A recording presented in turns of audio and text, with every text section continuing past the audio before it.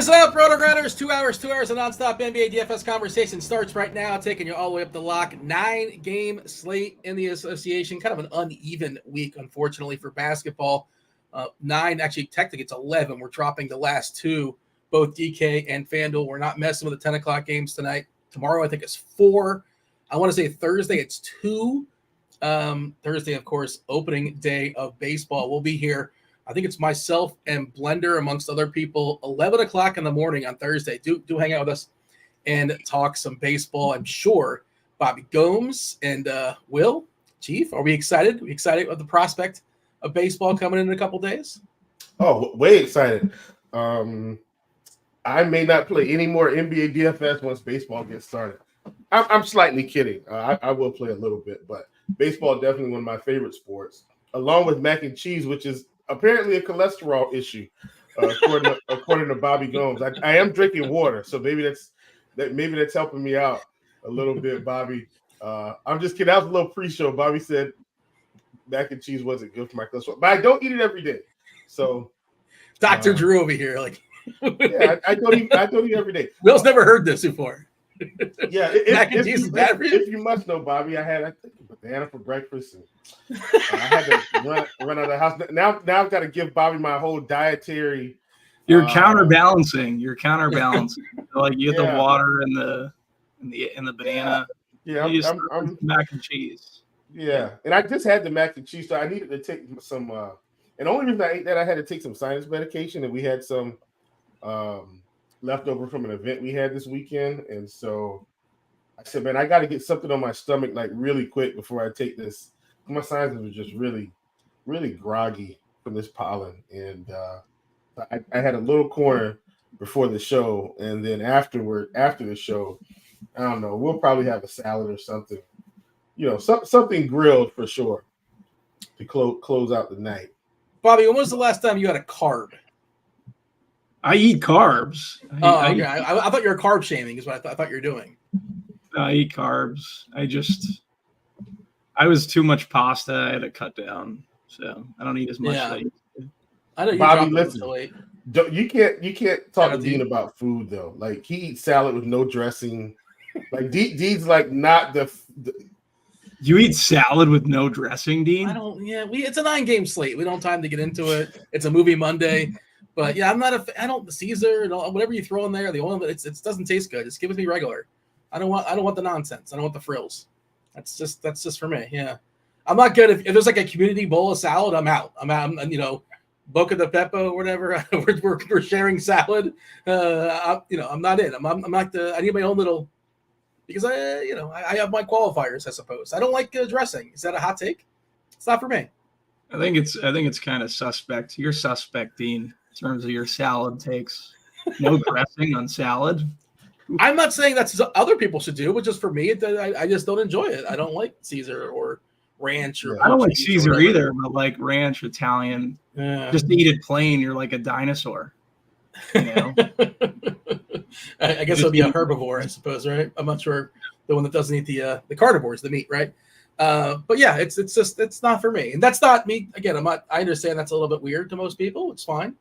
But Western or Russian salad dressing? Is that a salad dressing? Russian? Yeah, I think I've heard that before. Never had it before though. It's not for me. Thousand Island. This is our poll question today. I'm sure we're leading to something, I imagine. But yeah. Listen, the best quote of the day from this whole show is not eating salad dressing on your salad. You're like a dinosaur. By Bobby Gomes. Incredible, Bobby. I had to mute myself to just get my full laugh out for that one. Incredible. The dinosaurs didn't eat salad. Like for the record, I don't think that was. No, they been like, I don't know, the herbivores, right? It's off the tree. Yeah, I'm gonna have to rewatch Jurassic Park, or I must have missed that scene or something. But yeah, but we got news just before the show started. You guys may have missed it. We haven't talked about it. But questionable players. Derek White officially ruled out. Well, we'll assume that anyway. He's the one guy that hasn't sat all season. He's the only one questionable today. Yeah, I assume he wasn't playing. Is it a hot take for me to? I don't mean to interrupt. I'm sorry, but is it a hot take for me to say that Derek White is the second best player on the Celtics? two-way player. Like I think you're discounting Holiday's defense. I think. Yeah. White's a great defender. Basically, you're saying he's better than Jaylen Brown. You're saying he's better than Jaylen Brown. That's Yeah, I guess that's kind of a reach. I think White's very, very underrated for what it's worth. Yeah. To that team. Yeah, for sure. And San Antonio kind of threw him away, which was sort of weird. I don't think they got much for him, if I remember correctly. I guess he didn't really fit like their course of like when San Antonio was officially good. They probably wouldn't have White on their team, I'm guessing. But yeah, I don't think it cost Boston all that much to acquire him, but he is pretty good. Robert in chat says he isn't the second best, but he's probably the most underrated player in the NBA. Most underrated player in the NBA. I think he's very underrated. I would say he's underrated. I had to think about it to say he's the most underrated because I think that's the most. Let's have the chat throw out some nominees for most underrated player in the association. You got anybody, Will, off the top of your head? Most underrated player in the league?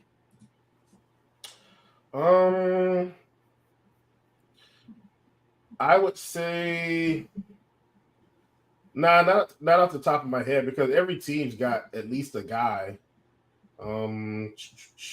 I'd say Drew Holiday is historically underrated. Like he's kind of fallen off a little bit, but he was always like his defense was kind of undervalued. You know, and you see it in Milwaukee, the absence of Holiday in that team. But I mean, he's a little bit Drew's gotten his recognition over the years, though. Like people know who he is. You know. Dosumu's getting there. That's in a lost season for the Bulls. They've had at least Dosunmu has elevated. I'll tell you what, Alex Caruso, I think, is one of the more underrated players in the league. Just because of what he helps you out defensively. Obviously, offensively, you don't really need him. He's not doing much, but he's awesome defensively. But yeah, Kobe White and Dosunmu elevating for the Bulls. At least that's something. Jake LaRavia getting thrown out there. Austin Reeves, Keegan Murray, Malik Monk. I can go with guys like Monk and Reeves. I understand that. I can see that. Derek is trolling us by saying Sabonis, at least trolling me, because we've had him on the most overrated list before in the past. But who else is? Oh, producer Steve is throwing out Jalen Brunson. Yeah, I like that call. But I think he's getting there. But you know, for a long time, he was one of the more underrated players in the league. Okay, 9-game slate. It is a movie Monday. You guys know how Movie Monday works. I will drop one clue every 5, 10, 15 minutes, give or take. And your guest, tell me what movie we're talking about. Tell me the movie. Where do you answer this question? In the Discord, RotoGrinders.com/Discord. First person to answer correctly, you get yourself a week free of RotoGrinders Premium. And you can only guess once per turn, right? You can't just spam the chat. Every time, a second clue drops, then you can guess again. Producer Steve, producer Deb, and I'll have my on it as well. I'm doing my best to not let anybody bink it. It tilts me when somebody hits it on one. I ran it by both Steve and Devin, and I think this one works. We'll see. You guys can play along, but don't give the answer. You know what I mean? You can play along in your head, and I don't want to keep you from the game, but obviously you guys, I imagine you know a guy. You got yourself RG Premium currently as is. But let's go ahead, and it's not Roadhouse, by the way, for the record. It's not Roadhouse. Roadhouse was, we don't have time to get into it, but it was not good. It was disappointing. I wanted to like it. I wanted to give it a chance, but it really did nothing to the original as far as leading into the good stuff. But Xavier Tillman was also out for Boston. I meant to mention that before, and Alec Burks, for what it's worth, also ruled out. Denver. The people are guessing in chat in the YouTube chat. No, it's not. I know you like to play along in the YouTube chat. By all means, have at it, but that's not an official guess. Official guesses will be dropped in the Discord, rotogrinders.com/Discord live stream chat channel. And whenever Steve is ready, we can go ahead and drop that first clue. Okay, drop the first clue for the people. Let me have the summary. Well, what are we looking at here, Will? It's a big slate, not messing around. 9-gamer, end of the season. One tricky thing is Denver, the Nuggets. Anybody you like on Denver is questionable. They are playing Memphis. They are 15-point favorites. Jamal Murray, Michael Porter, midday downgrade, questionable. Gordon, midday downgrade, questionable. Jokic, midday downgrade, questionable. And then Bay on the other side is questionable. And the tricky part here is this is the latest game on the slate. And when will we get this news? And how do we deal with that? There's one other game at 9 o'clock you can kind of mess with if you want to just kind of backload a little bit. There's only one game at 7 o'clock too. So maybe you can just throw that game out if you want to. Just some thoughts. But yeah, Will, how are you handling it? Denver is the biggest question mark. And of course, as always, the latest game. Yeah, I think that's the strategy to date. And I know that's something you typically like to do. When we kind of got backloaded news, to just forego that first game. I actually don't hate that strategy tonight, giving yourself that extra 30 minutes. I mean, how many times have we seen ourselves get off crunch time, walk downstairs, and then you're getting an alert on your phone saying, oh, Nikola Jokic is out at 7:08. So 7:08 Eastern, 6:08 Central. But at any rate, I totally get it. So I don't mind foregoing Charlotte and Cleveland. I do like a couple pieces from this game, but I'm willing to risk not playing them if we don't have enough news. So I think that's a great way to kick off the slate. I think there's enough value with all these guys out. Now, all of them aren't in great spots. Like, we'll talk about the Detroit situation. We'll talk about the Raptor situation, which is probably better than the Detroit situation. But still, all in all, these teams are just kind of ravaged. Memphis is ravaged. The Wizards are starting to get to the point of the year where it seems like half their guys are sitting. So the Spurs, the same boat. Portland, the same boat. Welcome to late season NBA. I think you got to, navigate these minefields, commit to, what you think you want to accomplish that day, and go from there. And I know that was really general, but I'll nail down some of the specifics. But I think, you give yourself as many opportunities as you can to make the best decisions. And today that probably does mean foregoing the 7 o'clock game if you can't get some of this good information, because the Nuggets would present a really good opportunity late in the night here. Yeah, that's kind of where I'm at too. I like Jared Allen a good bit on Cleveland. I thought there was a chance Mobley would sit. He just came back last night there in the back half of a back-to-back, but Cleveland got absolutely shellacked. They got walloped by my Miami Heat. So nobody really got pressed. I think Mobley played about 20 minutes or so. He was the last guy off the court. They were just giving him some minutes in blowout. So I thought, well, maybe they're giving him a few extra minutes because they know they're not going to play him tonight. But last I saw, there's nothing new as far as him sitting out. And I can't remember the last time I'm like, oh, man, I didn't play 2 or 3 Hornets. I'm in a lot of trouble. Has that happened this year? Maybe 3 months ago or something, but not of late. They are a terrible, terrible, terrible basketball team just playing out the string. Bob, would you like that thought process? We'll touch on that game, of course, in a second, and just your overall view, how we're attacking this slate. And I think Denver is one of the keys with like their 4 best players are all currently questionable. And I think at least one of them plays. Midday downgrades are always kind of scary. Both Porter and Gordon got one. On the other side, Memphis is horrific, and they might have Desmond Bane. Maybe we'll see. Stay tuned. I don't know if that matters or not, but yeah, I think that game is key, and we might not have news on that until possibly like right at 7:30, which is always fun. Yeah, what's great about backloading, for example, like I love Luka on the slate, but Joker starts at pretty much the same time, right? So at the 9 o'clock game, like you have outs, I'm probably gonna have 2 or 3 guys from the 9 p.m. window on the majority of my teams, I would say.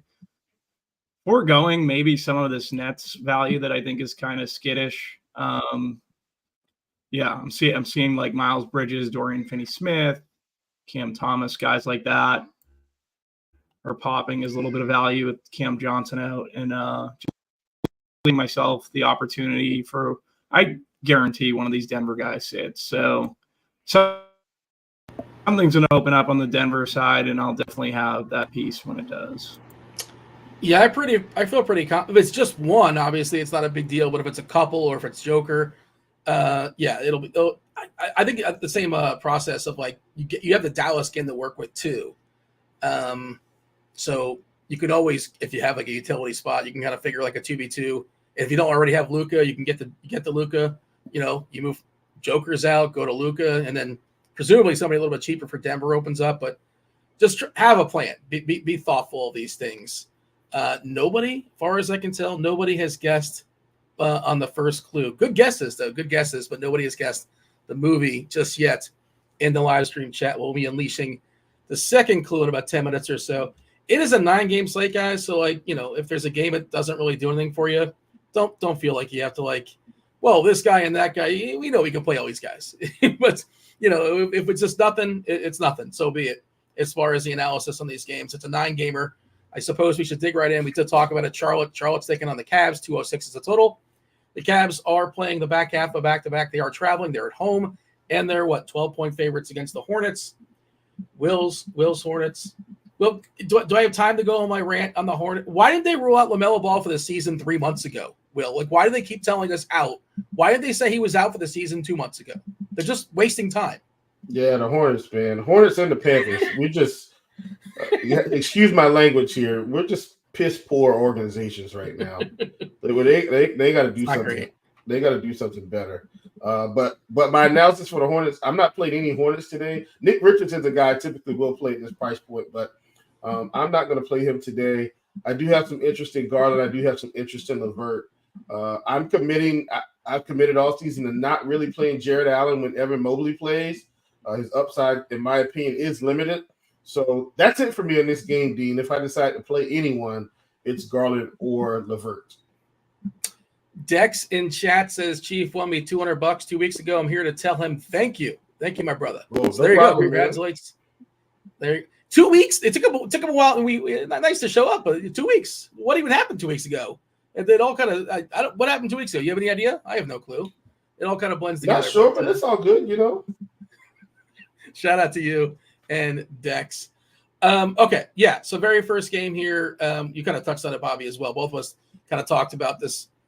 I think it's mostly a pass. Certainly, I think the Cleveland pieces, awesome matchup. Allen looks good. I should have mentioned Donovan Mitchell, of course, is still out with his nose. No Max Strus, he's got that knee. Dean Wade, I should say. He's not D Wade. That's a different Wade. Much, much better. Hall of Famer. This guy, not so much. Yeah, and Charlotte, nothing really new, but Bryce McGowan's officially questionable. JT Thor is available with his shoulder. Who cares?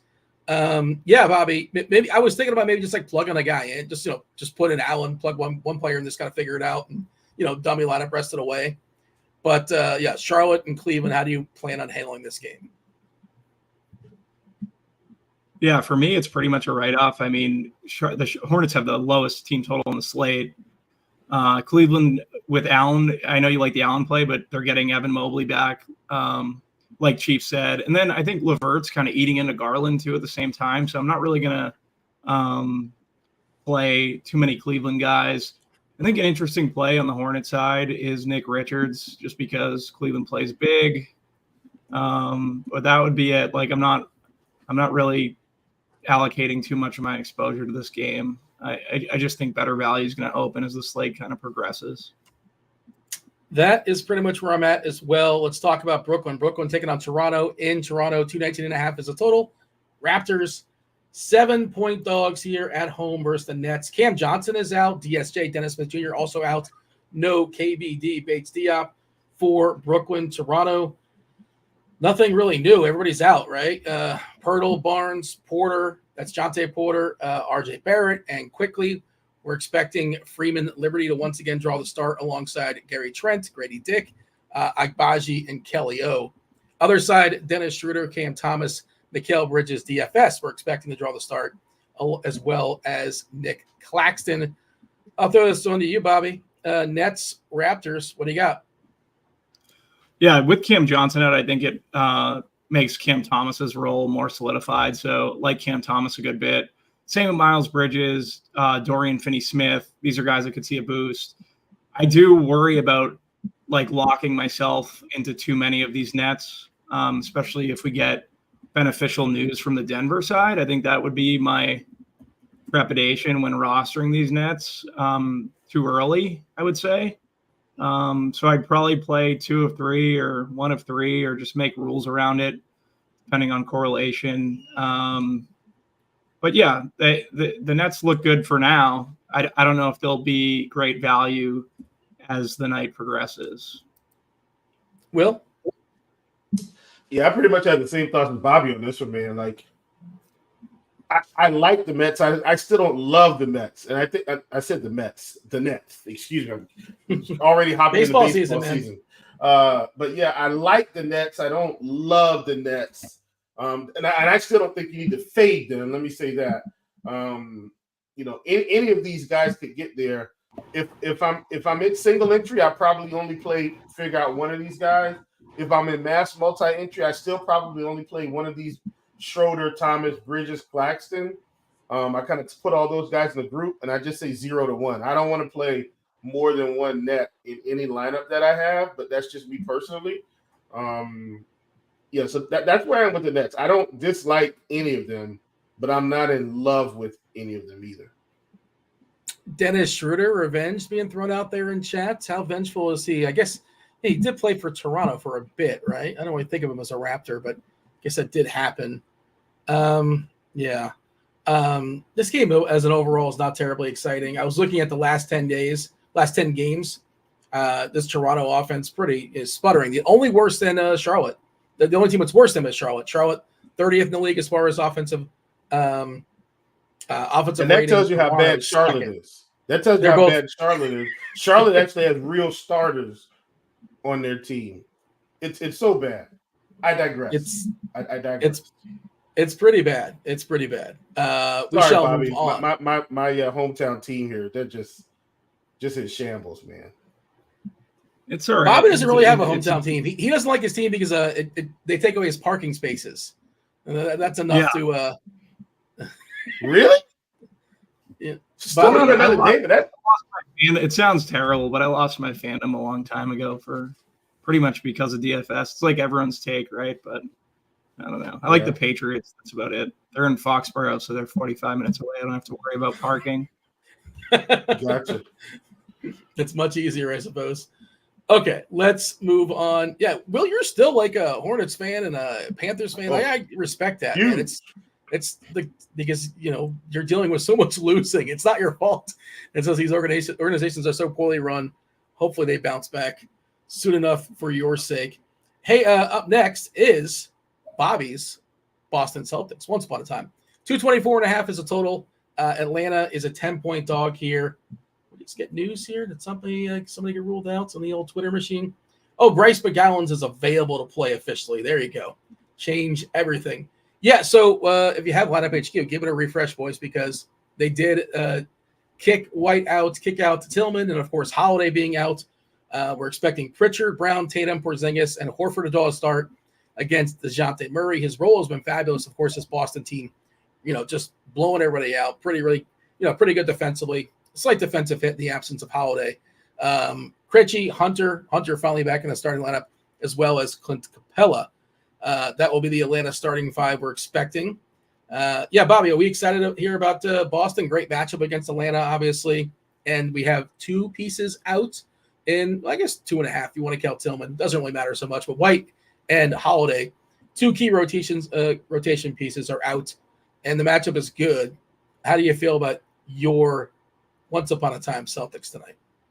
Yeah, so the Hawks are a top 5 team in pace. Very good matchup for the Celtics. You're also removing two backcourt guys in White and Holiday. So Pritchard's going to start to pop around the industry. He's already popping in terms of RotoGrinders projections. I just ran it, got him 100% of the time. I think he's a very strong play. You can also say the same about Jason Tatum. Like Jaylen Brown, an Atlanta native, isn't he? I'm pretty sure. Maybe homecoming narrative. Is it a homecoming narrative, or is this game? It's in Atlanta. I don't know. For me, it would be the main guys for the Celtics: Pritchard, Tatum, Brown, Porzingis, and then I would be looking to who plays well with who and who takes away what from whom.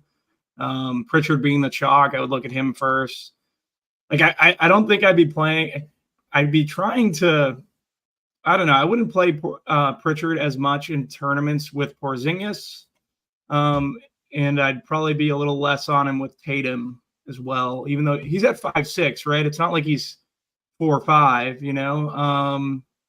don't know. I just try to think through how differently I can play them because I know everyone's going to play them together. So, but I'm also backloading too. Like I want my 2 or 3 spots in my lineups for these late games. You can definitely play them all together, do whatever you want, but I think Pritchard correlates the best with Jaylen, so I might have more Jaylen Brown, and I think he'll probably come in lower owned than Tatum. So, yeah, that's my thought process. We just got an update as far as not just projections, but ownership as well. And This is as of like 10 minutes ago or so.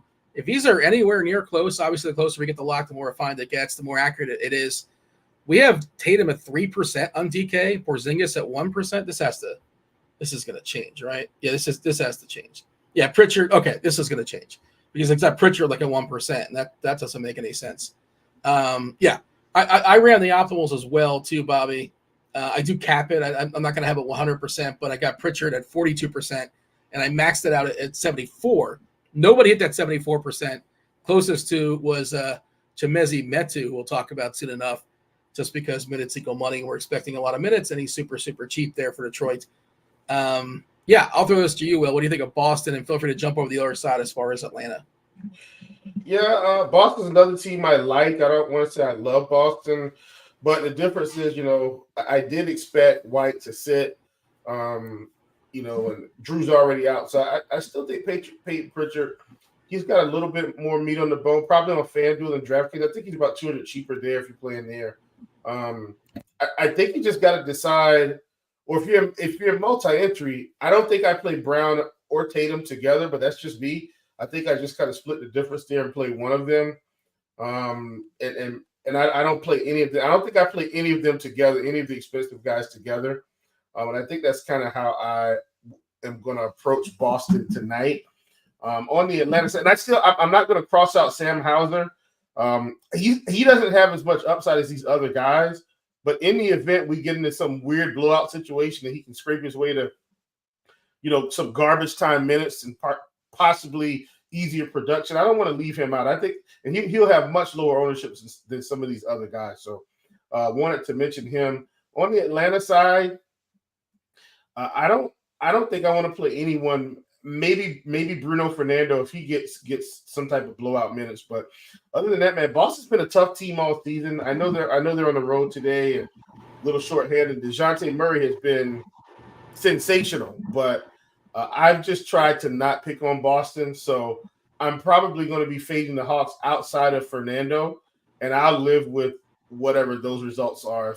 If Bogdanovich goes for 50 fantasy points tonight, I just lose. I'm more than willing to accept that. Boston's been good all year.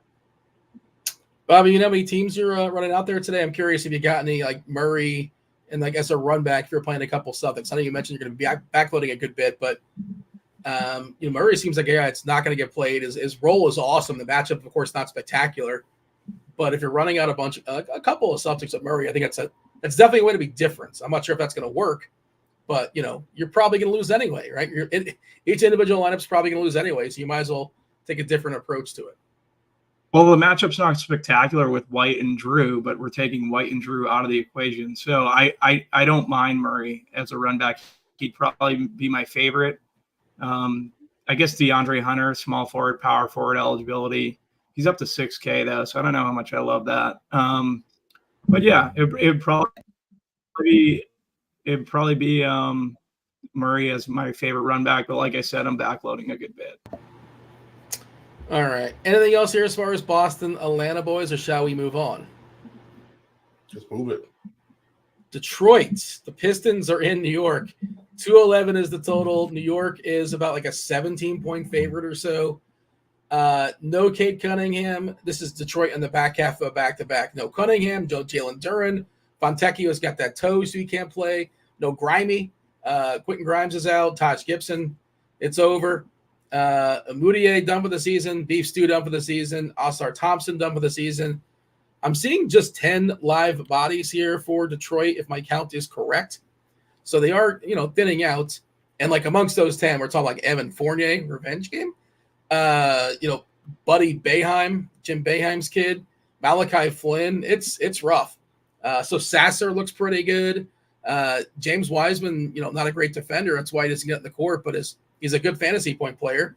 Not a good matchup here against New York, but, he's interesting. He's in the pool. And Chimezie Metu, who played, I think, 39 minutes yesterday. Assuming he starts, assuming he plays 30-plus minutes, he's kind of sort of, he's got to be somebody you're aware of just because of how cheap he is and what he helps you as far as the rest of your lineup. When it comes to the New York side, Alec Burks has that shoulder issue. He's not playing. Randall's still out. Anunoby's still out. Mitrop's still out. Did you guys see Miles McBride played 48 minutes the other night? All 48. All 48 minutes. They were up, I can't remember if it was 16 or 18 with 2 minutes. 2 minutes and 10 seconds, if you want to get all technical. There was a timeout at 2 minutes and 10 seconds. They were up 16 or 18. And Tim's like, no, you're going all 48. He didn't take him out. Up 16 with 2 minutes to go and 10 seconds. 48 minutes for McBride. I believe we're projecting 40 minutes for him tonight. You can't project 48. No. Oh, yeah, 41 for Hart. 43 for McBride. It went up. That's I've never seen a projection that high as a median projection for minutes. Wow.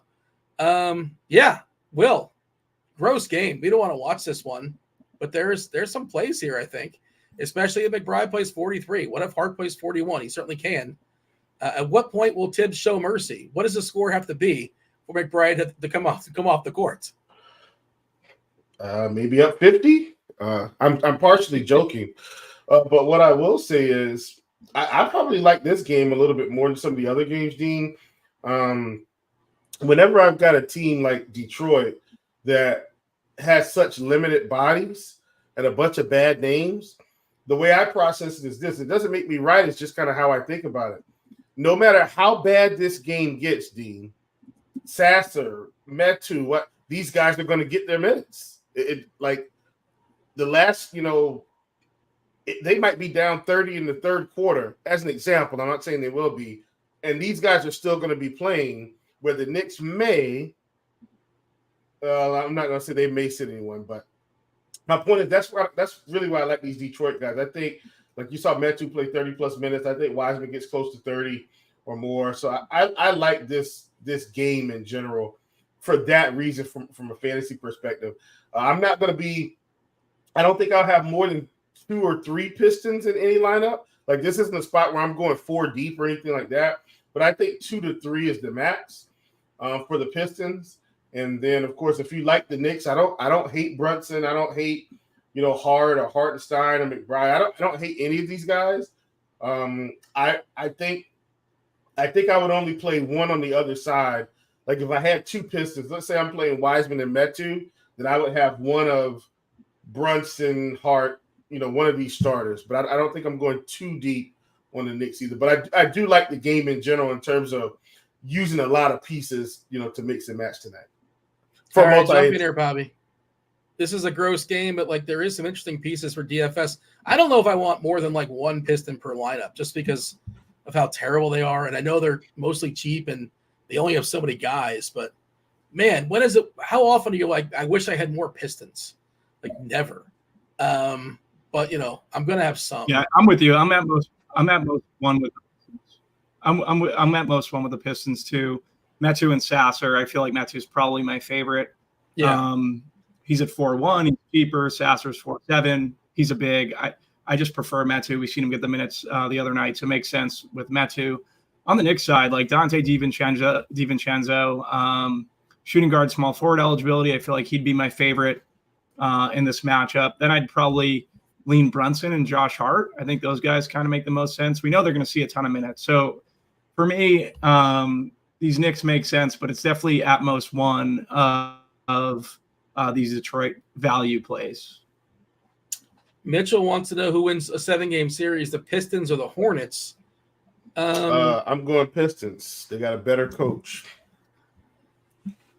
What if what if it's this Pistons though? Like Jalen Duren and Cunningham are playing, right? If it's a 7-game series, it's meaningful. Yeah. So I guess Ball's not playing. Yeah. I guess. What if both teams are trying to lose? It's the other angle. But they're just that's their natural inclination. It won't be good. I don't want to watch that. I don't even want to think about a 7-game series. Hopefully somebody sweeps it and we're spared the last 3 games.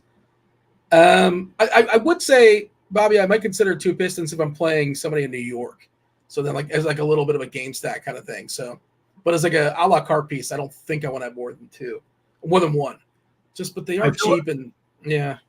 I feel like for backloading purposes, I'm losing by playing both Sasser and Metu together when I'm going to find value with Denver, but I could be wrong. Yeah, that's certainly possible. The Denver thing can really, really crack. Like you can, for holding out, if you hold out long enough, the Denver thing can really work out for you. Metu, like I said before, he's the one hitting the most optimals. 60% of the time works every time. 60% of the time he is in my DK optimals right now. On FanDuel as well, yes, 75% is my cap, and he's in 75%. He's in as much that will allow him. And Josh Hart also is hitting 34%, interestingly enough. And he's a good stock guy, and I think his price is a little bit better over on FanDuel. Can we talk through that real quick? I think that's actually really important. Because Bobby, he's mentioning he's backloading, so he's really willing to forego some of this early, I'm going to call it somewhat early fringe value to get to like the real value, which would be if Denver set their whole starting lineup. Like Christian Brown, Arjax, right? DeAndre Jordan, maybe. DeAndre Jordan. Yeah, so I think that's important to just mention, like right now, like while we're going through these games, because these are all the 7:30 games or 7 to 7:30 games. You might be okay you might be okay not taking anyone from any of these games. By 8 o'clock, I think we have the news, Bob. I do. I think by 8 o'clock my time, which 7 o'clock semester, 6 o'clock. By the time they're about an hour before their games, I think we're close enough. We would have it. But even these 8 o'clock games to me is where it gets really juicy anyway. Where you got Washington, you got the Spurs, but there's still so many pieces you can incorporate.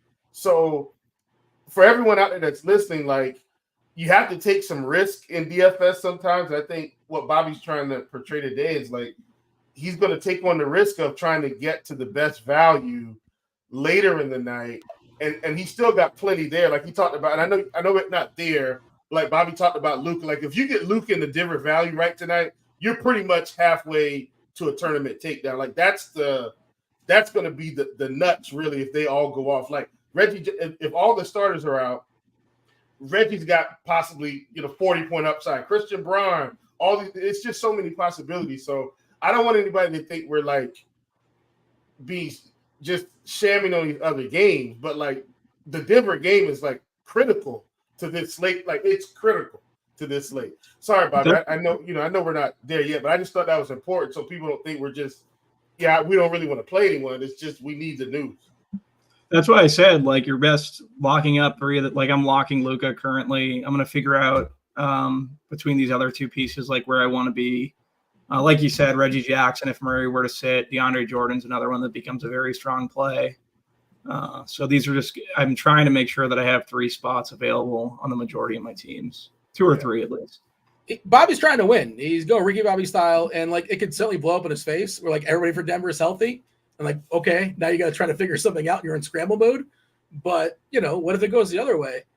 My guess, I think that's going to be the case. Like we talked about at the top of the show, like you didn't think that was going to be the case. I don't. I think that one of these guys is sitting. I think Joker plays, Murray sits, and at least one of Gordon or Porter sits. Yeah, that's my guess. So I think 2 of the 4 play, maybe 1 of the 4, but I think Joker plays. Murray, I think it's like legit. Like it's, I think it was an ankle, like a legit ankle injury. You don't really need it, right? Again, I know they're jockeying for position with OKC, but this is Memphis at home. Like, come on, and might be without Bane.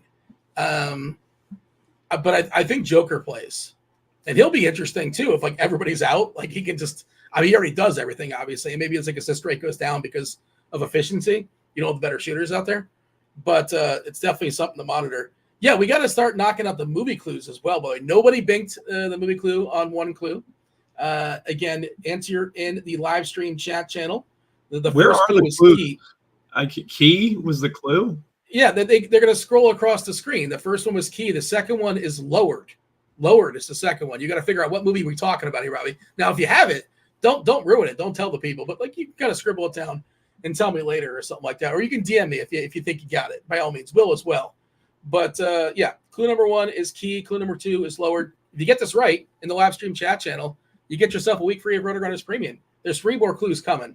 It's still pretty tricky. It's still pretty tough. If you get it right now. These clues don't seem that great. Like you're not doing the chat any favors with Rod. Well, it turns out they've hit this before in like 1 or 2 clues. So I tightened it up a little bit. as a collective, as a whole, when you have all 5 clues, you will be able to get this. I have confidence that I shouldn't say most people, because it's not like super, super obvious, but it'll make sense. Like, oh yeah, okay, yeah, I see why it's that movie. So just trust the process, Bobby. It's gonna come. It's all. We don't want to just like hand it to anybody. This isn't like a trophy participation thing. You want everybody to get a trophy. You want everybody to get RG Premium. I thought that's how you were, Dean. You were a big everybody gets a trophy type of guy. Yeah, not a friend of Mr. Harrison. Not a friend of Mr. Harrison. Tim said I don't watch Mondays. That's not true at all. I got Airbud last week. Airbud 2 weeks ago. Whatever. Tim's coming at me today. I've noticed in the chat, per usual. He doesn't do it when he's on air though. You know, he's a keyboard warrior, but if he's actually on the show, he's really polite. It's almost like he's like 2 different personalities, right? He's got an on-air personality. Yeah. Hey, man, listen, don't go after my boy Tim. Now we got our TWT weekends. Tim's cool.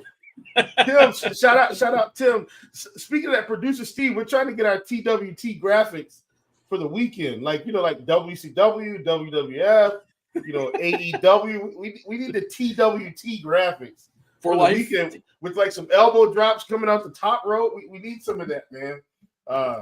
Anyway, let's make that happen, Steve. Let's make that happen. If you smell what the Rock is cooking.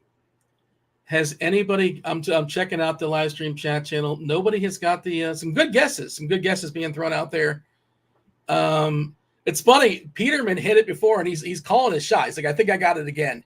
You did not get it this time, Peterman. How can you get it off those 2 clues? Like those are terrible. It's been done. How could you say the clues are terrible without knowing the? It's like saying these puzzle pieces don't work. Well, wait till the end. Like, oh yeah, you know what? They don't work. Did you watch The Prestige? Did they basically tell you the movie in the first scene? But you don't realize that until the end.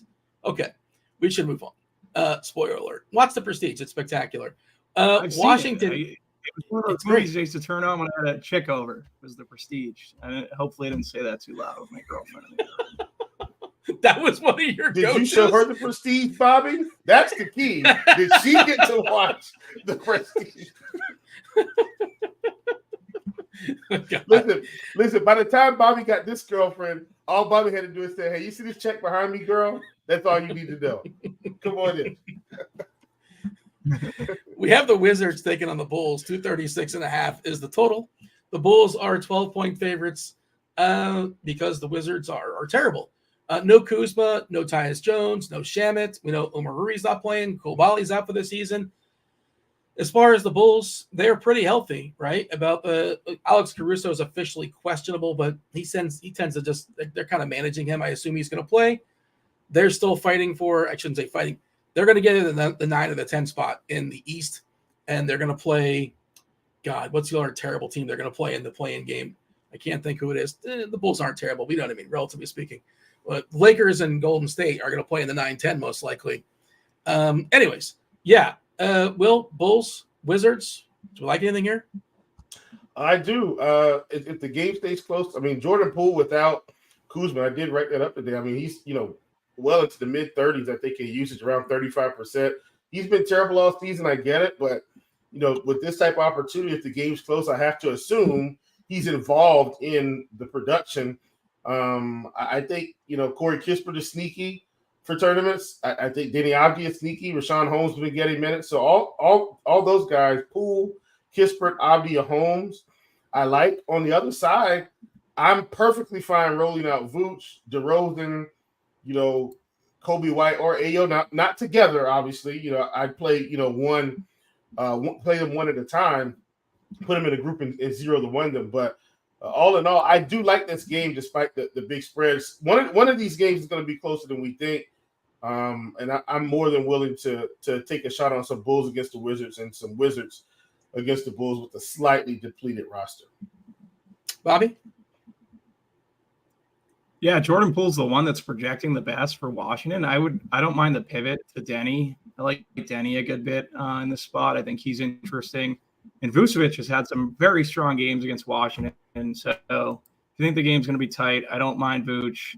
Like Chief said, I would be max wanting of Vucevic, DeRozan, Kobe White. Ayo is up to 7-1. I think that's too expensive for my blood. But yeah, those would be the. He's plays kind of that I have earned the it, most but this is interest the in. cap his price. He's definitely earned it, sure. but like it's there is some sticker shock there. I kind of agree with that. Good matchup, obviously. I meant to mention this too on DraftKings.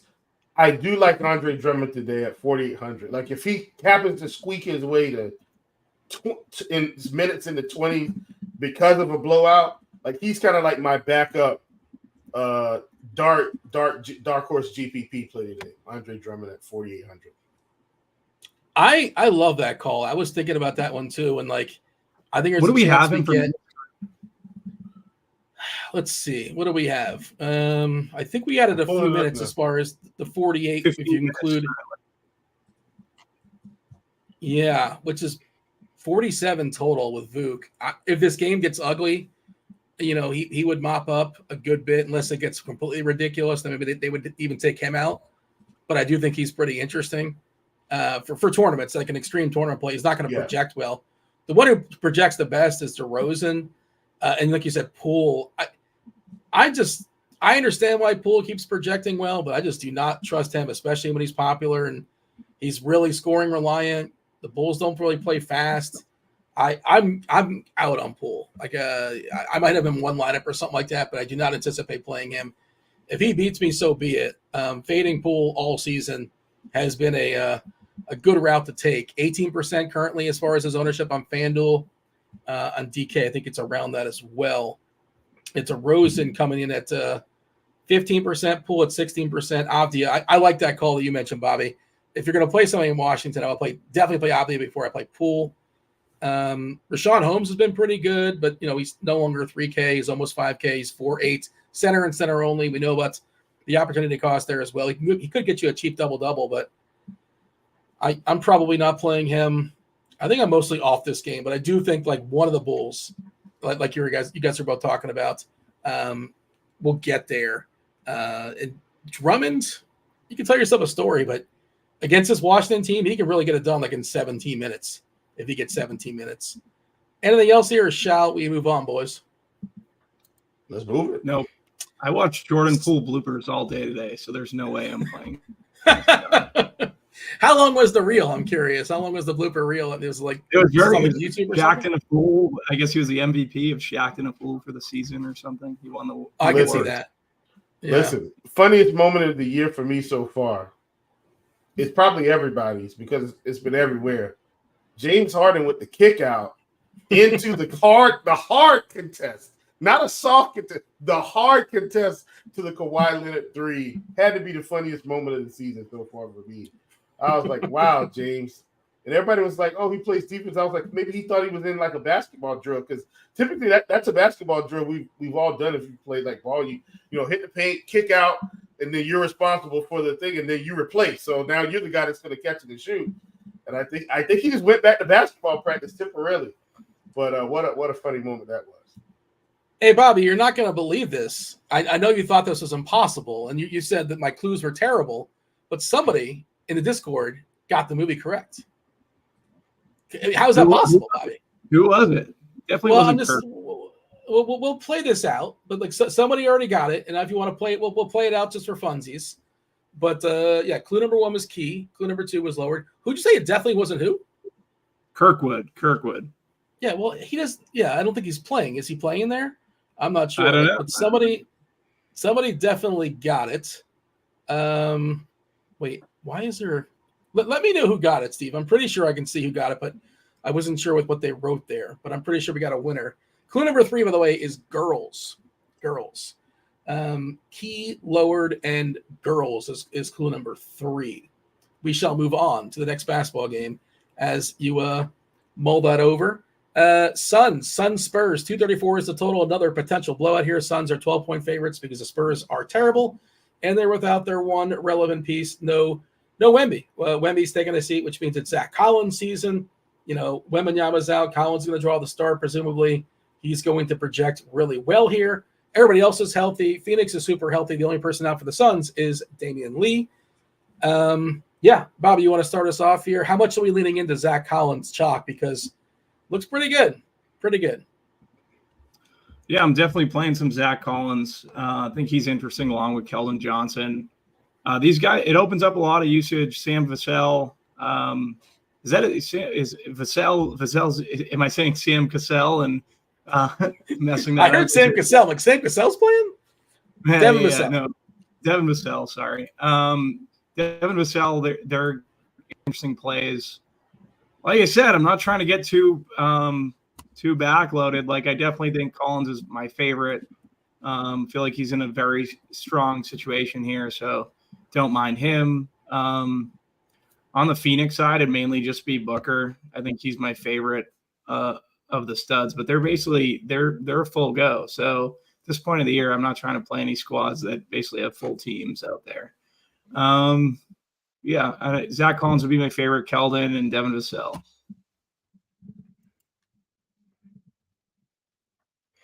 You're mute. You're on mute. You're on the ultimate mute. What's the difference in mute and ultimate mute? So a regular mute is you start talking, you catch yourself, you unmute it.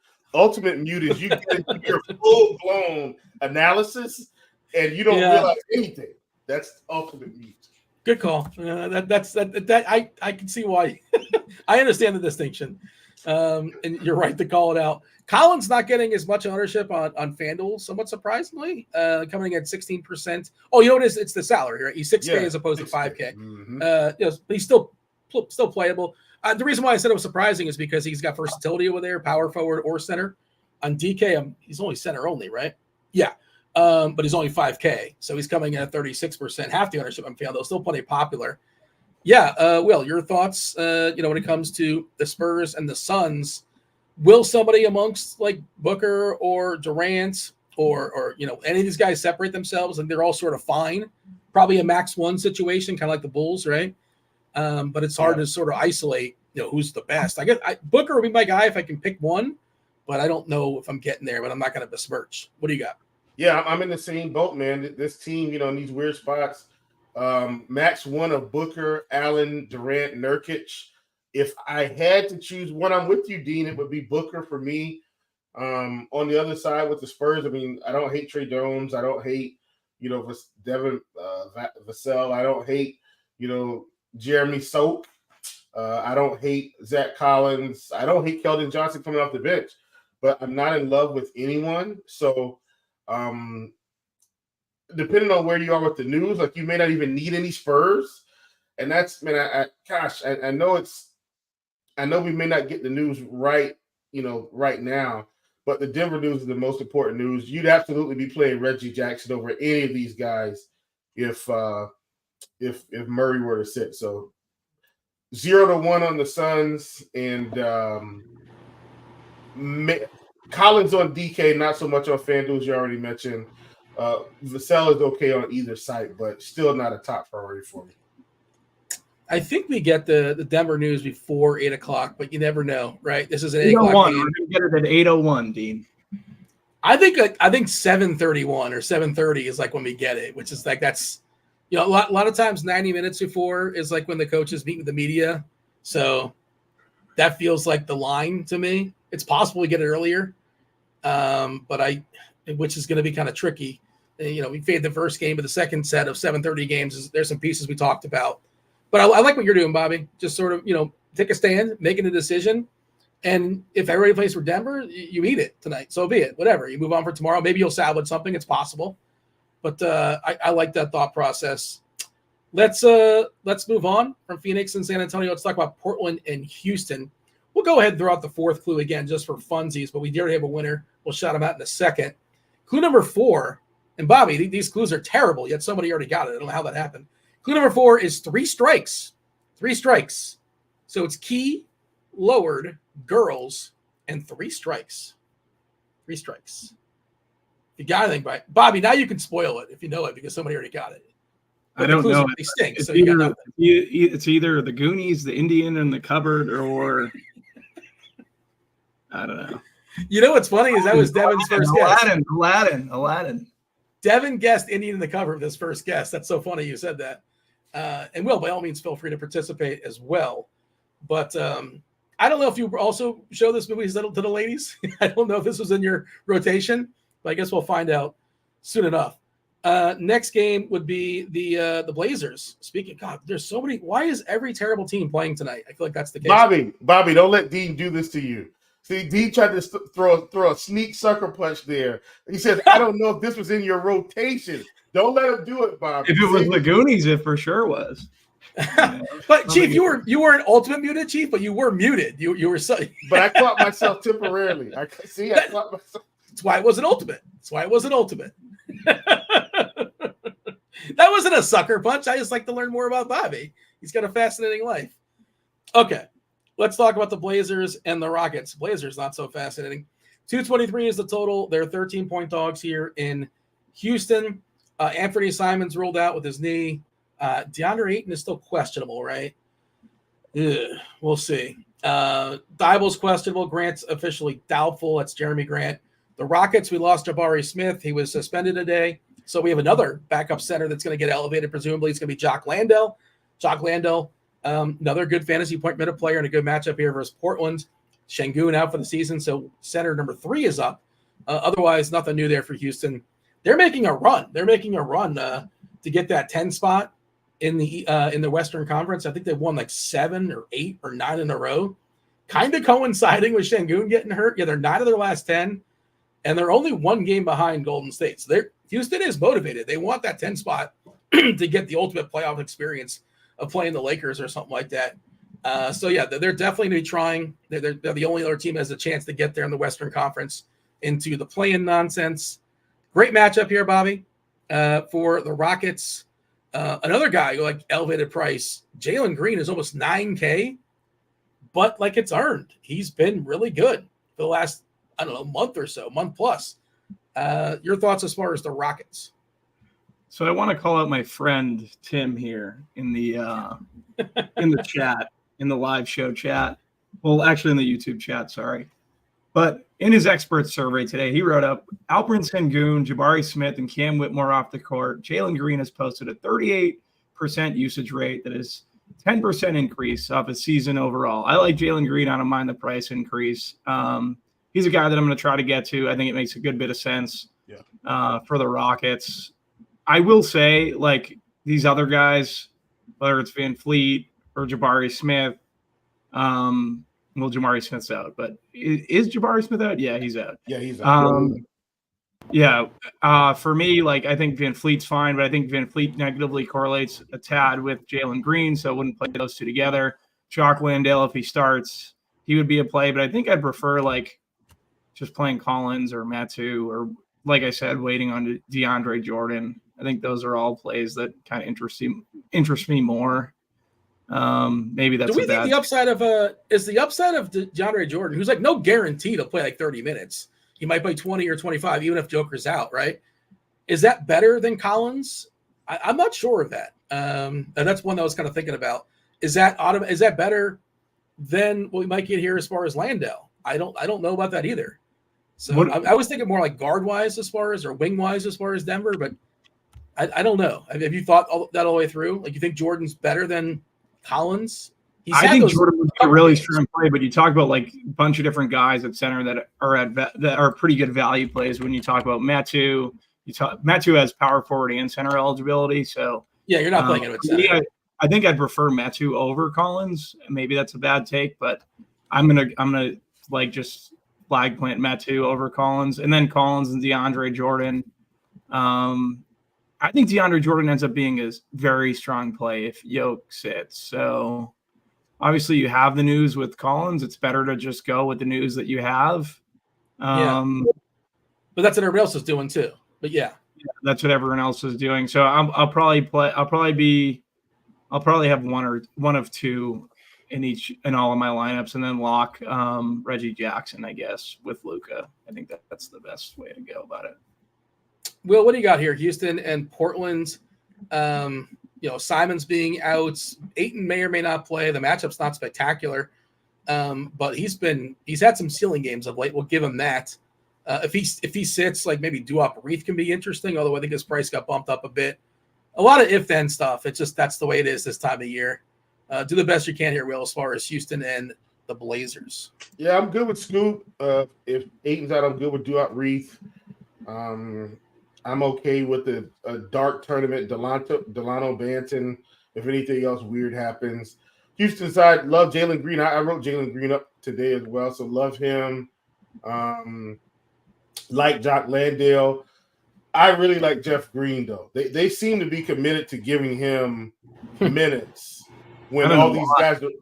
Yeah, but like Bobby, he's probably going to play 28 minutes today, 25 to 28 in that range. And so he's another one of those guys that we're getting late that I like. So against Portland, I mean, this matchup is going to provide little to no defensive resistance. So I actually really like Jeff Green today on the cheap end.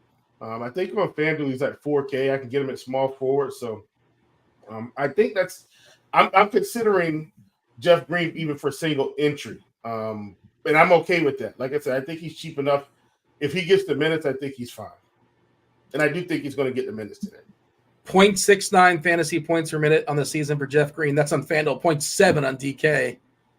You know, I hear you. I'm not saying I have to. Once again, but still though, Dean, I can hold that spot and flip some salary around. If something happens in Denver, I can easily get in and out to someone else. So that's really, holding these later spots like we've been talking about. It's going to be more beneficial to you on tonight's slate, I think. Did anybody mention Freddie? FEV? Was he mentioned? Was he given a shout out here? Yeah, I mentioned him. I wouldn't play him with Jalen Green. I know they both got there yesterday or 2 days ago on Saturday, but I would not play them together. Yeah, Amen Thompson. His price is getting bumped up basically every single game here on DK, but I think he's still in the pool. FanDuel, he's still like pretty high over there, isn't he? I meant to check what his price is on FanDuel. Seems too high. Robert's asking about Tristan Thompson as a tourney dart on DK. I mean, there's two things wrong with that. One, he's in the very first game of the night, and two, he's Tristan Thompson. We can't do that, right? I haven't even considered. I'm going to give you the deep dive on Tristan Thompson. He sucks. Is that what you're going to go with? He sucks. Yeah. No Tristan Thompson. Are we allowed? I don't know. He stinks. Listen, Showboat said it's Jeff Green 48. I think Jeff Green's in his mid to early 30s. He's like 37, I think. He's not 40. I don't know how old he is, but he kicked Joe Lewis's ass. How old is Jeff Green? Let's see. I think he's like 37.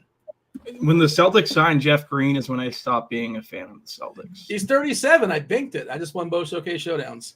Do you want to play a 37-year-old on a 9-game slate? If he's going to get the minutes, I will. Chief's saying he's going to get the minutes. Don't knock Chief. I respect Chief's basketball acumen. I don't know about yours, Dean. I'm having some questions. We're projecting 13 minutes for Tristan Thompson for what it's worth. Look, I can't imagine.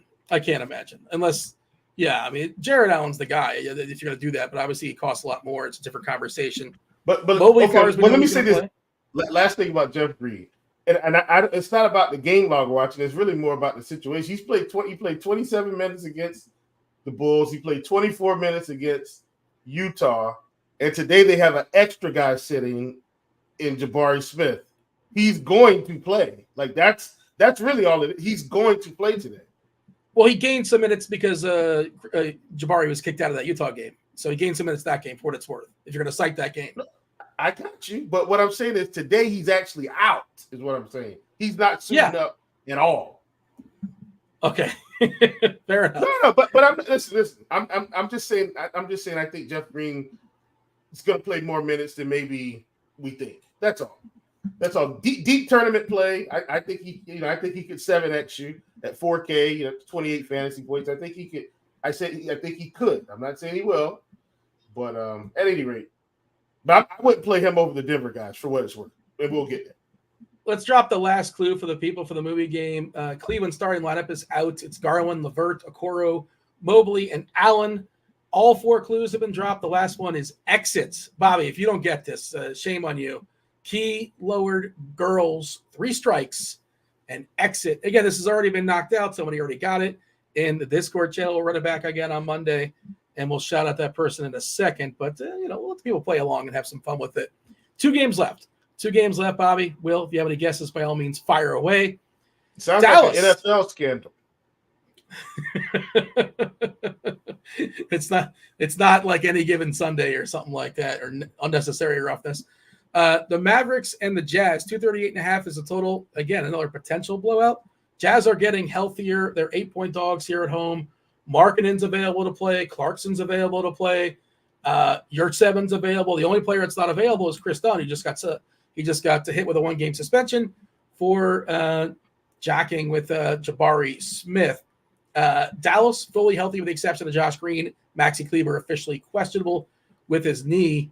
Will, Luka, Luka's one of the keys to the slate. To Luka, to not Luka. Do you have the salary for it? Do you have the cheap enough players for it? You're talking about Jeff Green. So if you're talking about Jeff Green, this is why you play Jeff Green, to get Luka, I think. Correct. Yeah, I think for me with Dallas, man, it's 2 guys. It's Luka Doncic, it's Daniel Gafford, and I let it ride from there. I don't care about Kyrie. I don't care about Derrick Jones Jr., PJ Washington. Look, and I know Kyrie has upside, but if Kyrie scores 60 fantasy points tonight, that does not mean Luka didn't score 70 fantasy points. That's the thing. But if Luka scores 80, Kyrie's probably scoring 35.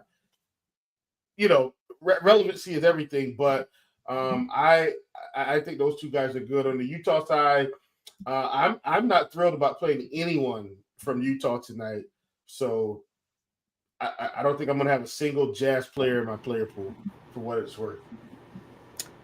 Yeah, Bobby, you like anybody in the Jazz? I feel like you're probably not playing Jazz players, and like you might desperately be forced to play Jazz players if you're loaded up on the backload stuff and things don't go your way. I'm guessing that's the only chance you get Utah guys. You tell me otherwise. That was the only out, right? Like if I do end up locking a bunch of guys, like I would be forced to play some Jazz. Yeah, I don't know. Jordan Clarkson at 6'3", I think makes sense. Don't mind John Collins or Walker Kessler. Walker Kessler's down at 5'4". There are plays there, but they're basically fully healthy, so that's the only issue. Keontae Jordan is at 6'5". But for me, it's lock Luka. I'm with Chief. I like Daniel Gafford. He's probably my second favorite Maverick, and go from there. And we'll have that Denver news by this time. So, yeah, we'll just work around basically what that situation is. Samantha asking about Kira Lewis. No, we're projecting Kira Lewis for 2 minutes, and there's a chance he plays 0 minutes because they're healthy now, and there's no reason that he would get any run. So that is a big. Samantha might be Kira Lewis' sister. Asking about Kira Lewis. Has he even played all? What do we have for? I'm sure he's a delightful fella, but for DFS perspective, give that a big old X. He used to play for New Orleans. Unless Samantha knows something we don't. Well, then why would Samantha tell us? I don't know. Maybe she's asking the question because she thinks he's starting and she has inside info. I don't know. It's certainly possible. Maybe she's got the hashtag sources. I don't. We're projecting Keontae George, Sexton, Markkanen, Hendricks, and Collins to start, and they have a lot of players, Utah. So, it's hard to get to anybody in Utah as far as I'm concerned. Just because I think the minutes, are they going to fully give Markkanen 35, 36? Probably not. Maybe he gets 33, 34. Dunn is out. There's one guard that's out, but they still have Sexton. They still have George. Jazang as a wing gets some run sometimes. They have plenty of dudes. THT is available. Let's talk about the Hammer. There's not really much to say about it.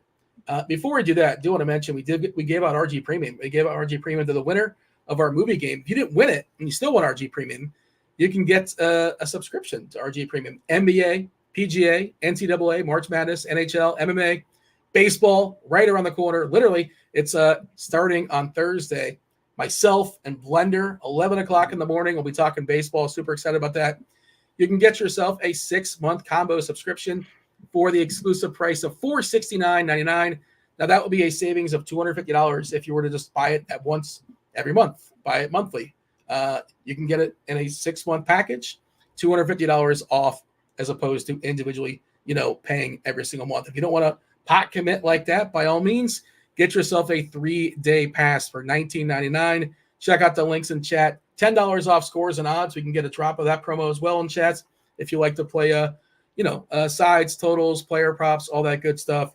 Shout out to the The Squad Ride team, who over the weekend had a run of eight wins in a row. They were 8-0, lost the last 2, but it's still pretty good. The Squad Ride had 8 W's in a row, so shout out to them. Let's talk about this last game. The best we can do.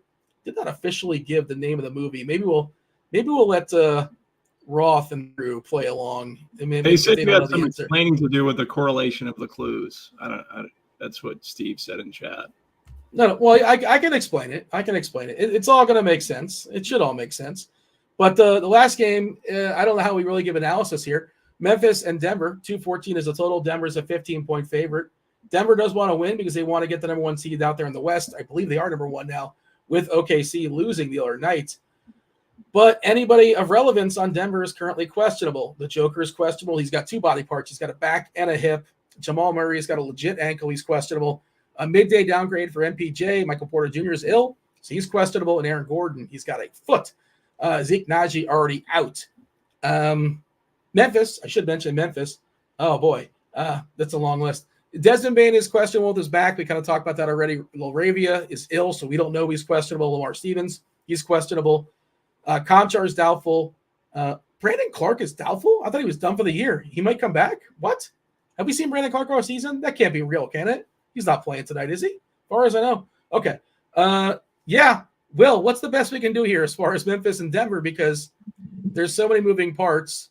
Like if 3 of those 4 guys are out, if Murray and Porter and Joker's out, play Aaron Gordon and play Reggie Jackson. But when will we know this information?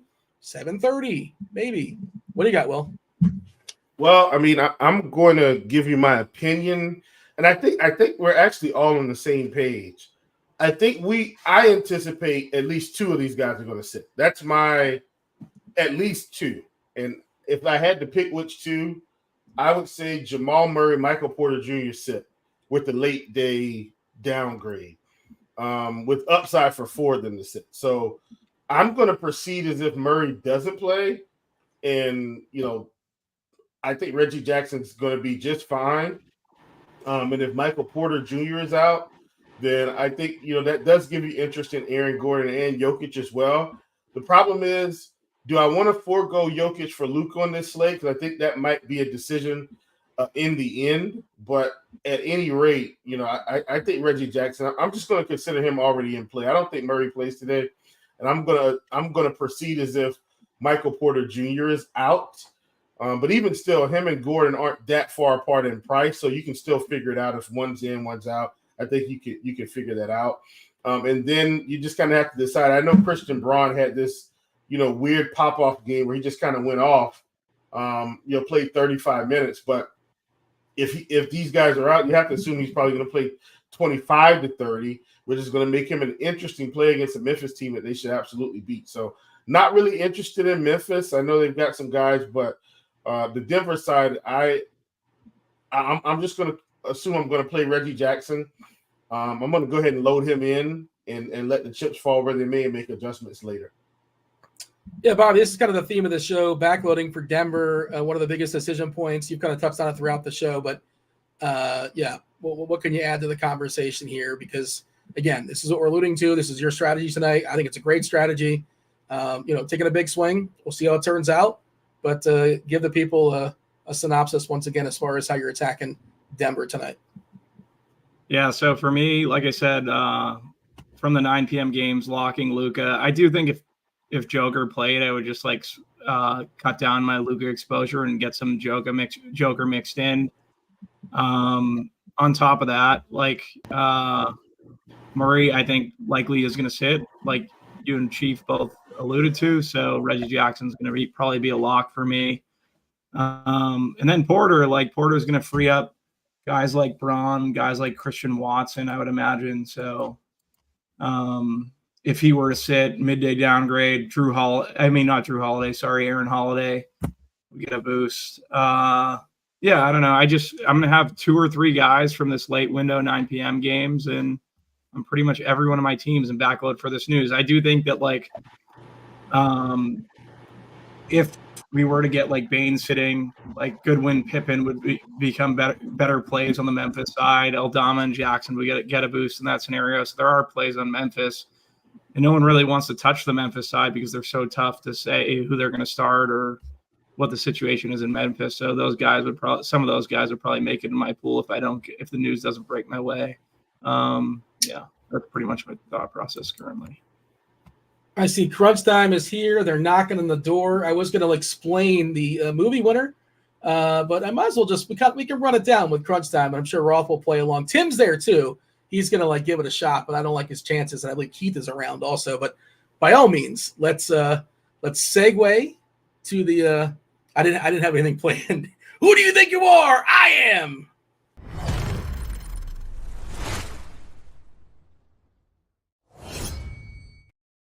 Yes. What was that? Was that like a spaz? What was that? That was amazing. The bowler guy. Who do you think you are? I am. No, I know what it was. Come on, Bobby. You know that reference. I assume you know that reference. I know that. But listen, it's Dean, Dean making the show about him again at the end. Dean, as great as your hosting is, we got to get something that flows off the tongue, buddy. Yeah, I mean, we're still working on it. That was pretty solid. The moment where you don't know what to do is very fun because you feel very stressed, and then to come up with something that good, I was absolutely thrilled. That was 10 out of 10. I was trying to think of a movie quote from the movie, but I didn't want to do that because I wanted to give you guys a fair shake and give the people in chat a fair shake. I don't know if you've been playing along, Roth, but the clues are, and Keith and Tim, by all means, we'll run them down one more time. Tell me what movie we're talking about. I got 5 clues for you. Clue number 1 is key. Second one is lowered. Key, lowered. Girls, 3 strikes, and exit. Exit is the name of the movie. No, that's the name of the clue. But let's see if anybody actually knows in the chat. It's too tricky. So the person who directed this movie was a part of a very famous comedic team, a comedic duo, if you will. Key was one of the people. Lowered, as in sunken, lowered, sure. Girls, one of the actresses, the main actress in this movie, was in a TV show called Girls. Her father was a news reporter. 3 strikes. What happens when you get 3 strikes? You're out. You're out. And when you exit, what do? You get out. You leave. Well, I mean, yeah. What movie's called Leave? I mean, yeah, I don't know who stars in Leave or not, but there you go. Bobby, does it all make sense to you now? Does it all kind of come together? You're giving me the business earlier, but it makes sense. But we're very simple people, and these clues are very difficult. Yeah, that was tough. You know who's not simple? I'll tell you who's not simple is A. Gishalgluga. I can't pronounce it, but that's who guessed it after 2 clues. After 2 clues, got it correct in the Discord. 1 week free of RG Premium for you. We'll run this back again on Monday, but it's difficult to have them all 5 thrown at you at once, obviously. But it's doable, and it all kind of makes sense. Get Out. Get Out's the name of the movie. And that's what we're going to do in just a second to make way for crunch time. But before we do that, we got to give the people the old Field in the Plums play. Will, you go first. Set the bar. Who is our Field in the Plums play? I'm not going to be setting it very high because it's someone that Tim was already on, but it's Jalen Green. I just can't ignore what he's been doing with all of these people out, and today he's down another one of his comrades. So Jalen Green's got to drag this team to another win. Really like him a lot today. The chat is giving the business, saying I made it too hard. We got to find the Goldilocks because it was way too hard. I was defending the chat. That was maybe the chat's not that sharp when it comes to movies. You ever think of that? Maybe that's what's going on. Somebody got it. Maybe the chat's just not sharp enough when it comes to movies. Bobby did say last week that the clues were too easy. Yeah, and now it's too hard. That's typical Bobby. It's like the same thing he does when he does best ball influencing. It's the same thing. That's his MO. Bobby, give me the Field in the Plums play that is just right. That even Goldilocks would approve of. You can be ambitious, but not too ambitious, but not too obvious. Also, I'm gonna go out on a limb here. I'm gonna say Luka Doncic. Dude, really? Is that what we're doing? If that's what you want to do. No, I'll go Reggie Jackson. Let's hope we get that Jamal Murray news, and I like Reggie Jackson. I like that call. That was Will. That was Bobby. I was Dean. Hit that like button, subscribe, turn on those notifications, and don't go anywhere because you got 37 minutes of crunch time. It's starting now. You got Keith, you got Tim, you got Roth. Roth, take it away. Good stuff, as always. Welcome to it, ladies and gents. It's crunch time. You know the drill. I'm going to take you up to lock. We're going to take you through lock. We're going to give you some plays, some tournament thoughts, and of course, we are going to take your questions. But first, we're going to bash on Dean for those horrible clues. What was that? Those clues were not only bad, they were deceiving. They didn't match up at all. I had no guess whatsoever. I had no guess either. The fact that someone got that in the Discord is absolutely insane to me. Like, that was amazing. Whoever that person is a freaking savant. Kudos to you. We should give that guy multiple free weeks of RG Premium because that shit was impossible. We're gonna find that Goldilocks here, Dean. We're gonna lock it in. But we've already got it locked in. We got two of the sharpest minds in the biz. Got Tasteful Tides. Tim in the house. What's up, man? Yeah, not much. This is a pretty fun slate, but I am definitely so excited for baseball season to start. But yeah, there's a lot of different angles, different ways you can play this slate, and I'm excited to break it down with you guys. Okay. Yeah, baseball. Ooh, that's this week. It's Thursday, right? It's Thursday, Ross. Thursday Ah. afternoon. You have to have your golf and opening day the same day. Good Lord. All right. I'll be ready. I'll be ready. We got Iceman in the house as well. Keith Eyster, aka the Iceman. What's up, Ice?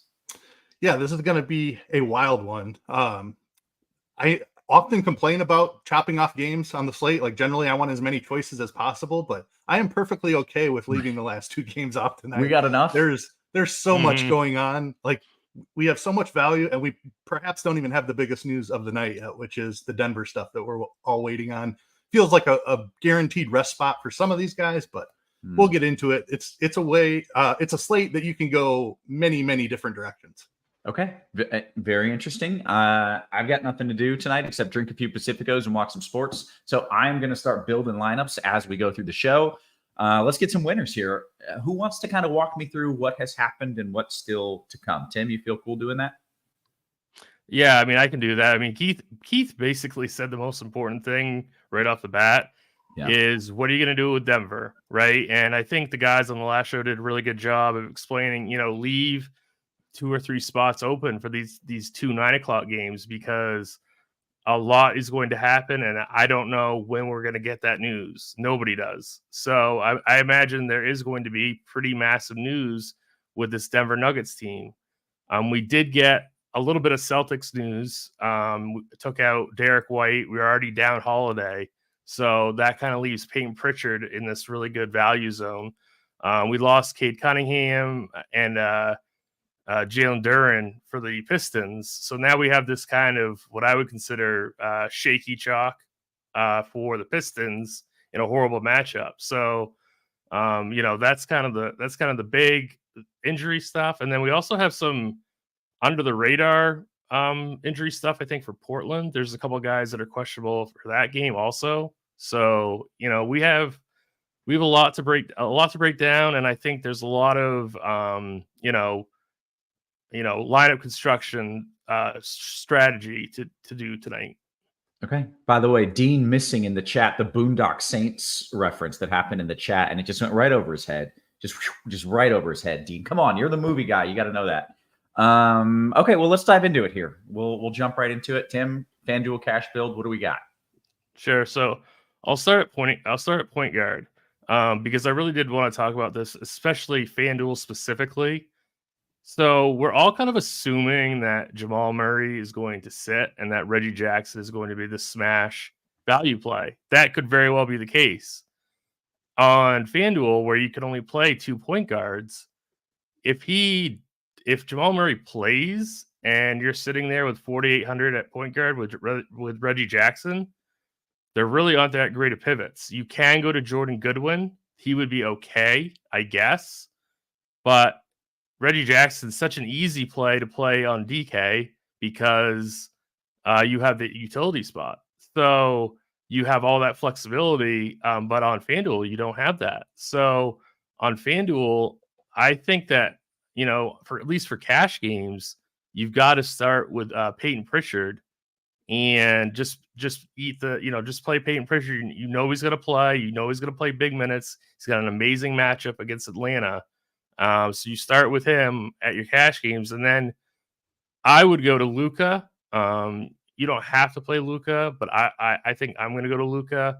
I think Fred VanVleet is another option also at 8,300. But I just wanted to talk about that Reggie Jackson situation really quick, just FanDuel specifically, because it is important to know that we don't actually know if Murray's going to sit or not. So I would just play Peyton Pritchard. I would play Luka, FEV. I guess you could play Marcus Sasser in cash, but that scares me a little bit because it's it's not a very good matchup. But he is going to play a bunch of minutes, and he is pretty cheap. So, and then I'll move over to shooting guard real quick. Guys like Cam Thomas, Dante DiVincenzo, they look amazing right now, but they might not look amazing in a couple hours. So it's kind of up to you. I probably get to one of those two guys. My lean is to go with Dante DiVincenzo, just because I feel a lot safer about the minutes. 7,100, I think, is a very strong play. I love Jalen Green. I wrote him up in survey today. He's probably not going to pop in a traditional cash game build, but I would have no issue with people paying 8,500 for him against Portland. He is very, very shooting dependent, which makes me a little bit nervous for cash games. He's not a big peripherals guy, but he shoots the ball so much now that Şengün and Whitmore are gone. So, I really don't have a problem with it. I think Devin Booker is a really strong play also, but he's probably better for GPPs. Small forward, same thing with Dante DiVincenzo. Josh Hart is going to play massive minutes. We actually have him projected for 41 minutes, which I've never seen a projection that high in terms of minutes.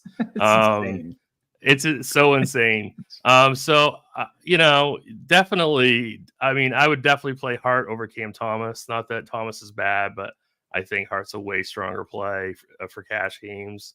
Then it gets a little bit murky at small forward. It's not great in terms of like cheap stuff. You're going to have to stay in the mid range, I think. I'd like to be able to play Michael Porter in cash games, but he's questionable. And he's that one of those late game guys. So I can't do that. I don't really want to play Jeff Green either. 24 minutes at Jeff Green. So I don't know. I'm not really sure. I think, Bruce Brown is viable. DeMar is certainly viable also. So, small forward is pretty tough. But I would definitely just lock in Hart for one of those spots. And then power forward today, Chimezie Metu is going to be like the chalk, absolute chalk cash game play. You have to play him in cash. Tournaments, you can do whatever you want, but 34 minutes at a Metu at 3,900. Power forward center eligible. I would probably play him at the power forward spot. He is certainly cash game viable. If you don't have Hart in your small forward, you should play him in power forward. And then Zach Collins. He's 6K. He's a better play on DK, but I still think, at least in the power forward spot, he is cash game viable with no Wemby tonight. And then center, it's not great at center tonight, but you can definitely play. I think you can play Jock Landale in cash. If you're not playing Collins at power forward, you can play him at center. Same thing with Metu.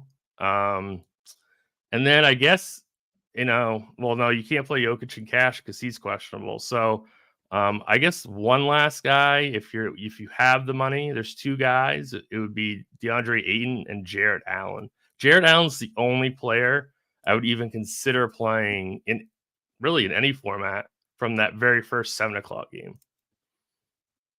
Okay, very good. Ice, let's talk tournaments here. What's your build thought, even before you go position by position? What's your game plan? Yeah, so the injury news at the end of the night, we've talked about it a little bit already, but it just really feels like a spot where Denver is resting some guys. If one of those guys even is Jokic or Murray, there's going to be value on Denver that is even better than the stuff that we already have. So I'm going to mention a lot of guys in the earlier games, but the the primary focus of my build will be on the two late games. I do think the Portland injury situation is really interesting as well. If Jokic sits, DeAndre Jordan is going to look like a really good play at center. But Duop Reith could be a really good play at center as well if DeAndre Keith, gets through Ayton's out. Now Duop Reith is not going to be sneaky.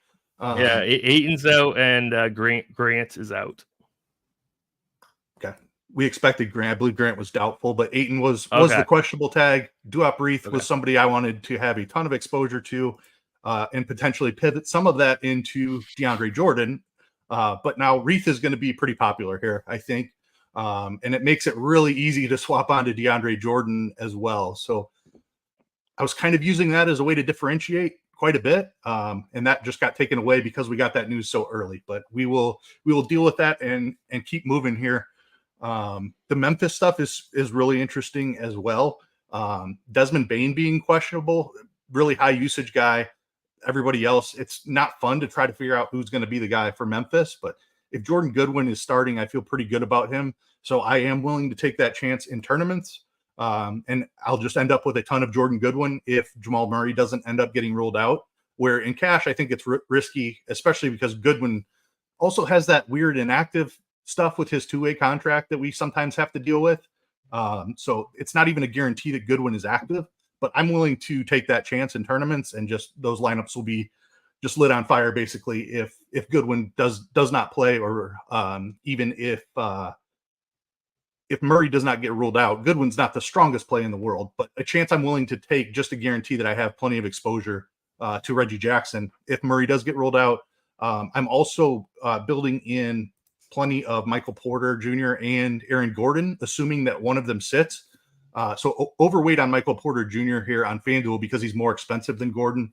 I'm fine just dropping down to Gordon and eating that 500 as a way to differentiate. I'll also have plenty of spots available to make the salaries work out, but forcing in at least one Denver player on every lineup and building way overweight on these last two games, essentially.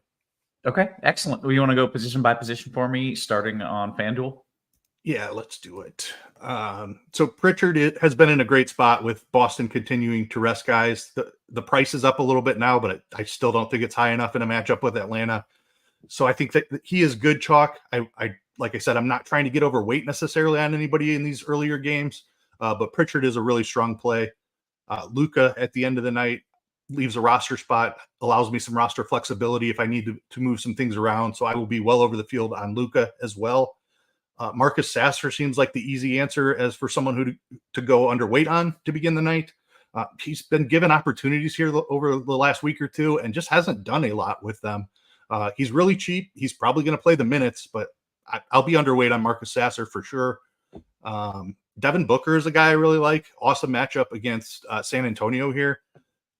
It's kind of uncomfortable to play him at 9,500 with Phoenix mostly healthy, but love the matchup against San Antonio. Taking Wemby off the floor there is a major hit to the San Antonio defense, which is already bad in the first place. So Booker has a fantastic matchup.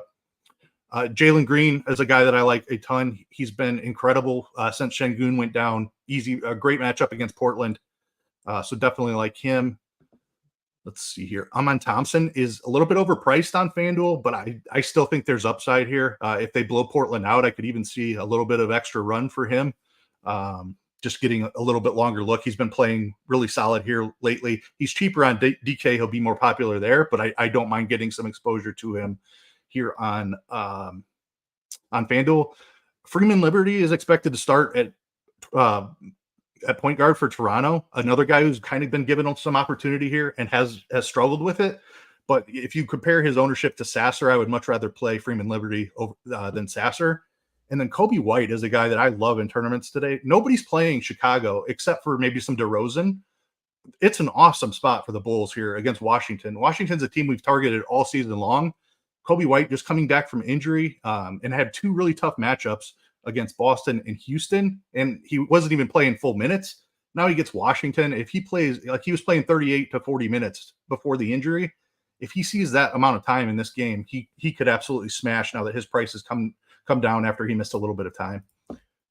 Let's see if I missed anybody here. Gary Trent is a guy that I like. Just has some crazy upside with everybody that Toronto is missing. Karis LeVert. I'm skipping that first game altogether. I don't mind Karis LeVert, but I don't personally have him today just because I want to buy myself that extra 30 minutes. Yeah. Let's go ahead and move on to some forwards here. The Metu thing, the guy played 39 minutes yesterday. We're showing 64% ownership almost here. On FanDuel, there's no way I'm trying to get over that, but he does make a lot of stuff work, so I'm not kicking him out. How is he on like a points per minute basis? Does he do things when he's out there? He does do things when he's out there. He was very good in the last game. 35 FanDuel points, so almost a point per minute. I don't know that he'll play 39 again, but we have him for 34. That seems like a very solid median. And he's only 3,900. So even if he only plays 30, there's a solid chance that he does enough where he can be useful. Josh Hart is another guy who's just going to play an absolute ton of minutes. 41 median minute projection, just insane. Dude's going to be out there a ton. Tatum is really interesting as a spend up. Like, I think Luka's going to end up being a little bit more popular than what we have him projected for. Just if more Denver news breaks, that opens up even more value. Obviously going to adjust some stuff now with Ayton being ruled out as well. So value continues to open up. I think a ton of people are just going to go to Luka. I like Tatum. I don't know that they're pushing them now. Boston basically has the conference locked up as the 1 seed, but it's a matchup against Atlanta. It's a really juicy matchup. So I think there's certainly opportunity for him to smash here. The cheaper stuff, Zach Collins is in a great spot. He's pricier over here on FanDuel, so he looks like a great tournament play on FanDuel, where DraftKings he's pretty chalky. Bruno Fernando is a guy I have some interest in. Has been really productive in his limited time. Tough matchup against Boston, but they are down Derek White. Still has Porzingis to deal with, but I think Fernando is capable of getting there for sure. Let's see here. Bruce Brown is interesting as well. Just Toronto being so shorthanded. I do have interest in that Toronto game. At the center position, I think there's actually a ton of upside at the center position. I know it's all uncomfortable, so Tim is kind of down on center for cash, but in tournaments, I think there's some crazy upside here. Landale is in a great spot, obviously. I do think there's some risk Jeff Green could get additional run, and Landale does not necessarily play all of the center minutes. So there's risk with Landale, but that's risk that I'm willing to embrace in tournaments. And he's been productive. Like when he gets out there, even in limited minutes, he's been crushing. He's been getting more run here recently, and he's been super productive without Şengün. So yeah, definitely. Nick Claxton is a guy that I absolutely love in tournaments tonight. Just with so many options at center, not a ton of people getting there, but the upside against Toronto is incredible. Obviously still without Pirtle. Now they're without Jonte Porter as well. So, I mean, it's Olynyk and basically no other bigs. Claxton could absolutely smash in this spot. I mentioned the Bulls being a spot I like to target tonight. Vooch looks like nobody's playing Vooch. He gets Washington, who's like, we've talked about the amount of rebounds Washington allows all season long, and they play at a fast pace and they don't play defense. So Vooch is really interesting.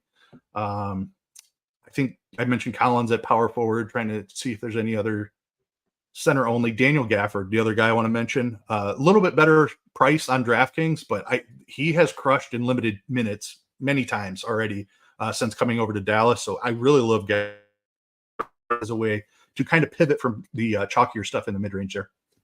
James Wiseman as well, another one I wanted to mention, and Rashawn Holmes. So all these guys, like all of them could get in foul trouble.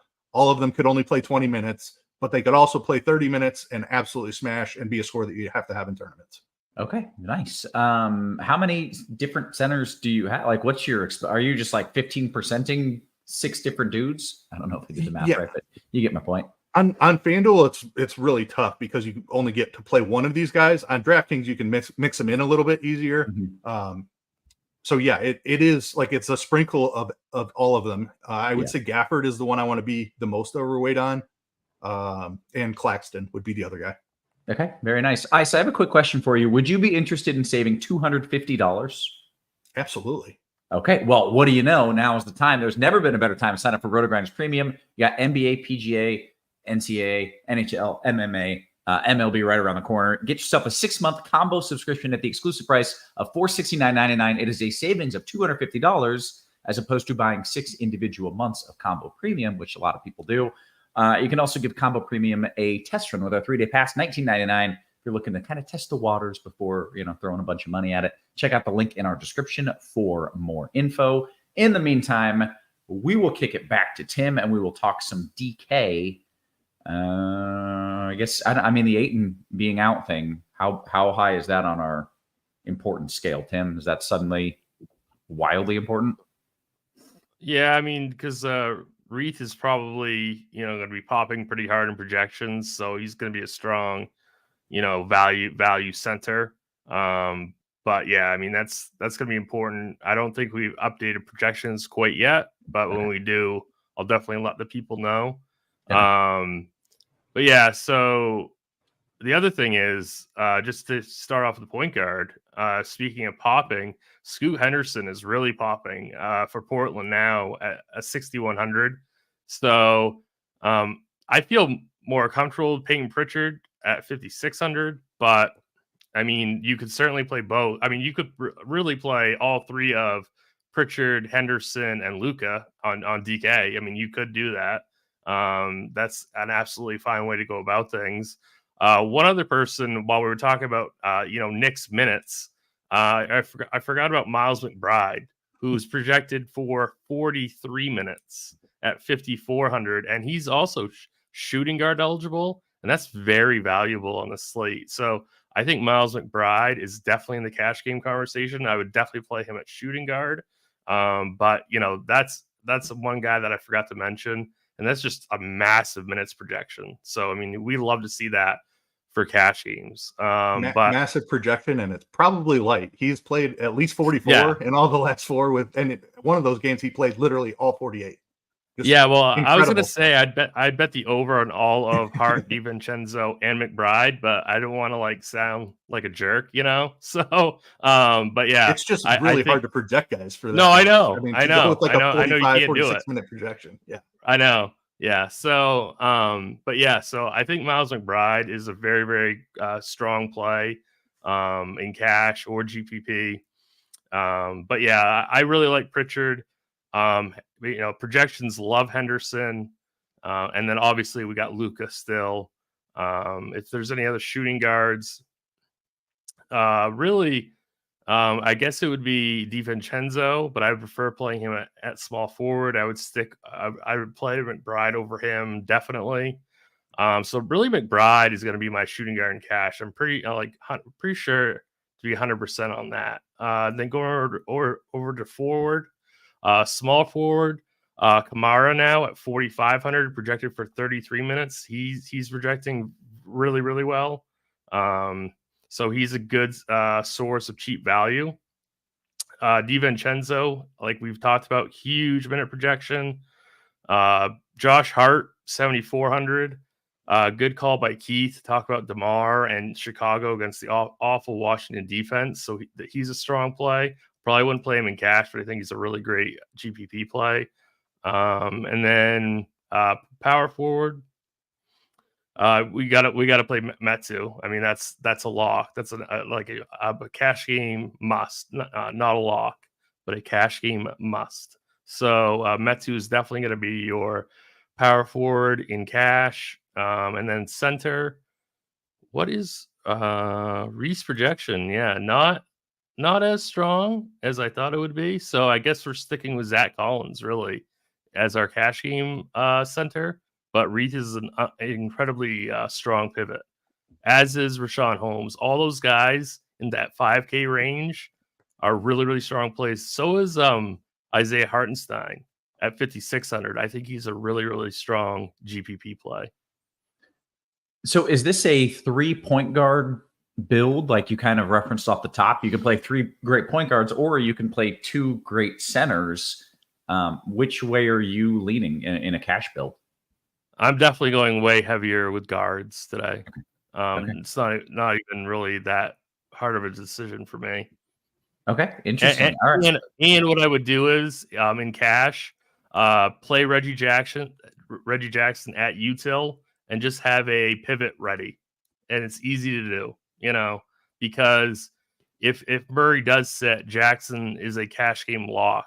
So Cam he's Thomas really just easy. sorry to interrupt, but this is just going to Yeah. change everything. Well, not everything, What but Cam happened? Thomas just got rolled out. Oh, Matchup against Toronto. Cam Thomas has had like a upper or mid 30s usage rate here recently.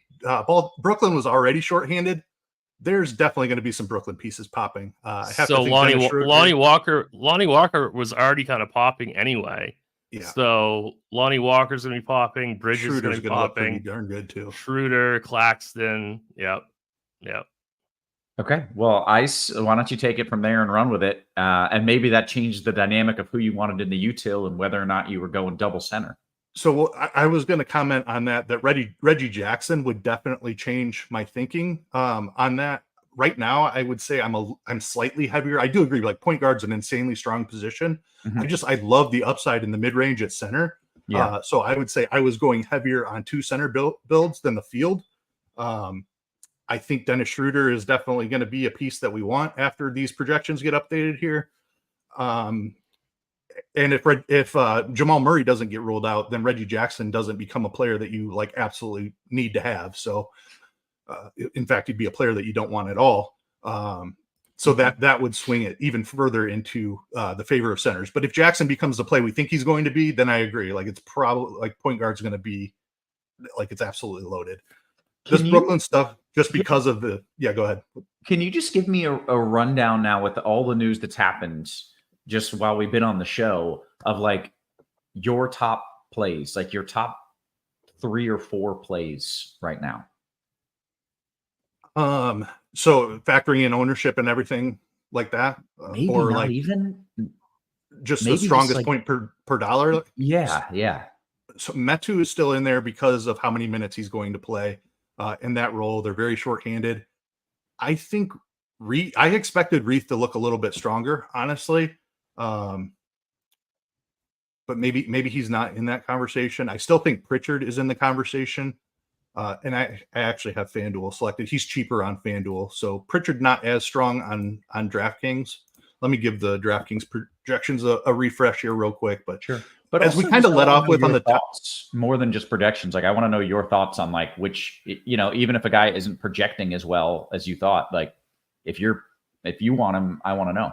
Yeah, I want Pritchard. So even though he's 4th, I guess, point per dollar on DraftKings, so he's a little higher than I thought. But Pritchard has had an outstanding role. No Derek White.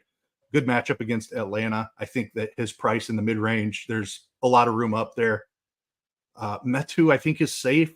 I don't know that he's a guy that I want to go like way overweight on, though. I'm worried about him playing 39 minutes yesterday, and maybe they back off that a little bit. Miles McBride is really safe. He's going to be out there a ton. The matchup is incredible against Detroit. The lead is Luka is the top play on the slate, like as he is on most slates. It's incredibly easy to get up to Luka. So I mean, I think that's where most people are going. He is one of the top plays on every slate, but especially in this matchup with Utah, I think Luka is definitely a priority. Jalen Green is really strong, even though like we have better like injury situations. Just Jalen Green matchup against Portland, I still think Jalen Green is really solid. Let me see if there's any others I think are like guys I want to be well over the field on. Josh Hart is another one. Like again, super safe minutes floor and upside for like 50 fantasy points with a triple double. So right, 7,400, going to play 40 minutes. Josh Hart is extremely solid. Okay. Do you want to go position by position or not? We've got about 7 minutes until lock. Let's go ahead and take some questions. I think that'll be more useful. Okay, very good. Tim, anything you want to add here with some news that's changed, maybe some projections getting updated? Yeah, I'm just going to see what happens with this Brooklyn situation, but it's really easy because we can just skip that 7 o'clock game. So it's really this slate not starts that... at 7:30 for sure. Exactly. Yeah. Okay. All right. That is a good note. All right. Let's see what we can do here. Scrolling up a little bit. Okay. FanDuel single entry ice. Is it worth having a couple spots to be flexible because of late game news? I think, Tim, you mentioned right off the top the importance of that, right? Yeah, I would say it's imperative. Like if you want to win money today, you need to do that. Yeah. Okay. Would be my opinion. Like Denver's resting somebody. Yeah. Okay. What else do we have? Yahoo GPP question. Ice, Reith, Metu, or Wiseman at center? Yeah. All three really, really strong plays. I think my favorite is Reith. I'm not afraid of Landale on the other side whatsoever. I know Houston's been good on defense all season, but they're getting extremely shorthanded now. I'll go Reith there. Metu, it would be the answer if not for the ownership. He's the safest. Okay. Ice, with Wemby out, who am I playing on San Antonio? Zach Collins is the guy that benefits the most. Devin Vassell, from a usage standpoint, I think both of those are really strong plays. Keldon Johnson, I think you could consider now more of a deeper tournament play, and Trey Jones is in play as well. Okay, nice. More QQs coming in here. Wow, there's a lot of caps, and it's a 4v4, but I'm giving it to you anyways here. Tim, Tatum, DiVincenzo, McBride, and Pritchard, or Luka, Sasser, Murray, and Collins. Yeah, that's a really good 4v4. I think I'm going to side with the Tatum side on that one. Okay. Tim, your favorite low-owned spend-up in a FanDuel GPP? Low-owned spend-up on a FanDuel GPP? Yep.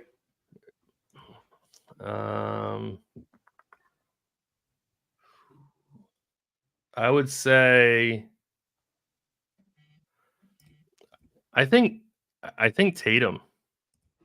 Okay, nice. Yeah. What else do we have here? Sean asks, he says, Ice, FanDuel GPP, Nurk, Clax, or Hartenstein at center. Are those guys making the cut when we have so many other good? Claxton, Claxton for sure.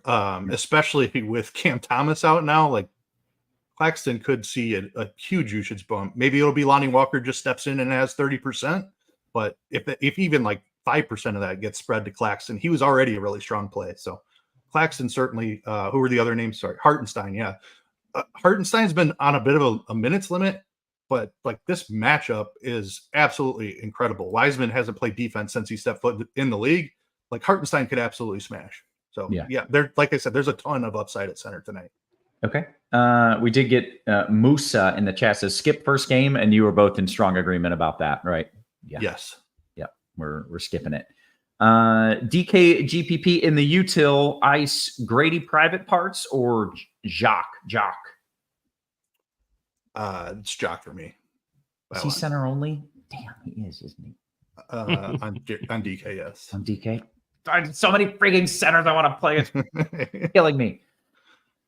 Okay. What else do we have here? Thoughts on Jabari Walker in a DK large field tournament? Is he making the cut for you? He's not making the cut. Minutes floor is increased with 8 and out, but still no. Okay. Let's see. Scrolling up a little bit in the YouTube chat. Hey, make sure you hit us with a thumbs up on the YouTube. Metu over Fernando in FanDuel cash, Tim. It's Metu. Yeah. Let's see. DKGPP, Ron says Lonnie Walker or wait for Watson. Walker is grading out pretty darn strong, assuming that he's starting, even if he's not starting. Like this matchup against Toronto has literally been, it's like on the same level as Washington now. Since they made all the trades, Toronto's been atrocious defensively. Mm-hmm. Walker could play 35 minutes here. Okay. We'll go to Vincent, who says, Tim, is DeJounte Murray a play? Is he a play? I mean, not really. No. Okay. Doesn't make the cut. Shooter Jenkins says, Ice, can you play Nurk since Wemby's out and a DK GPP? You can. It's a great spot for him. He's just a little bit more expensive than this loaded mid-range of centers. So I personally do not have him today because you can save 1,000 or 2,000 even. And I think get just as much upside, but he could absolutely smash in the spot. Sure. Okay. Ice, FanDuel GPP, Io or Kobe White? Kobe White. Io's been better recently, but I think Kobe's getting fully healthy now. Both are fine low owned plays, but I'm on Kobe today. Okay. We'll go to a sides question. FanDuel single entry. It's a 2v2. And Tim, I'm giving this one to you. DeRozan and Bridges of the Brooklyn side. DeRozan, Bridges, or Tatum and Keldon Big Body Johnson. I think it's the first one.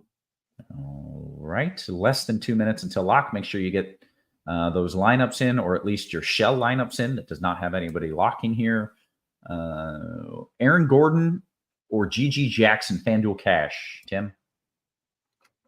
It depends on Denver's injury news. So, I mean, if certain guy sits, Aaron Gordon could be a smash cash game play. So, yeah, like if Murray and Jokic are out and Gordon and Porter play, like Gordon's an awesome play. Right. That's why you need to save spots today. Even with all the value we have, Denver still could be the best spot of the night. And where are we saving spots? Like forward spots that we need to save? Just like you're going to have to rework lineups. So you're going to have to just redo. Yeah. Like you need to have Murray and Jokic and Gordon and Porter all in your lineups right now. But some of those guys are going to get ruled out and you have to redo it. No, there's so much good value. This is where there's so much good value already. I'm just playing what Denver's I got. Gonna smash them all. Damn it. All right. FanDuel single entry from Keith Gibson. Oh, we just hit the lock, but I guess probably this question still applies. Ice, it is a 4v4 for you. FanDuel single entry. Tatum, DiVincenzo, McBride, and Pritchard, or Luka, Sasser, Murray, Collins. First one. Okay, very good. Is Bowl in play for a GPP? No, not at all. Bummer.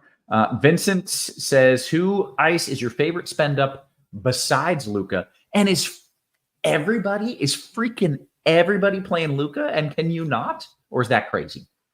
Oh, I'm playing a lot of Luka. I do think the ownership is going to be significantly higher by the time we get to the tip off of that game. Showing 15%.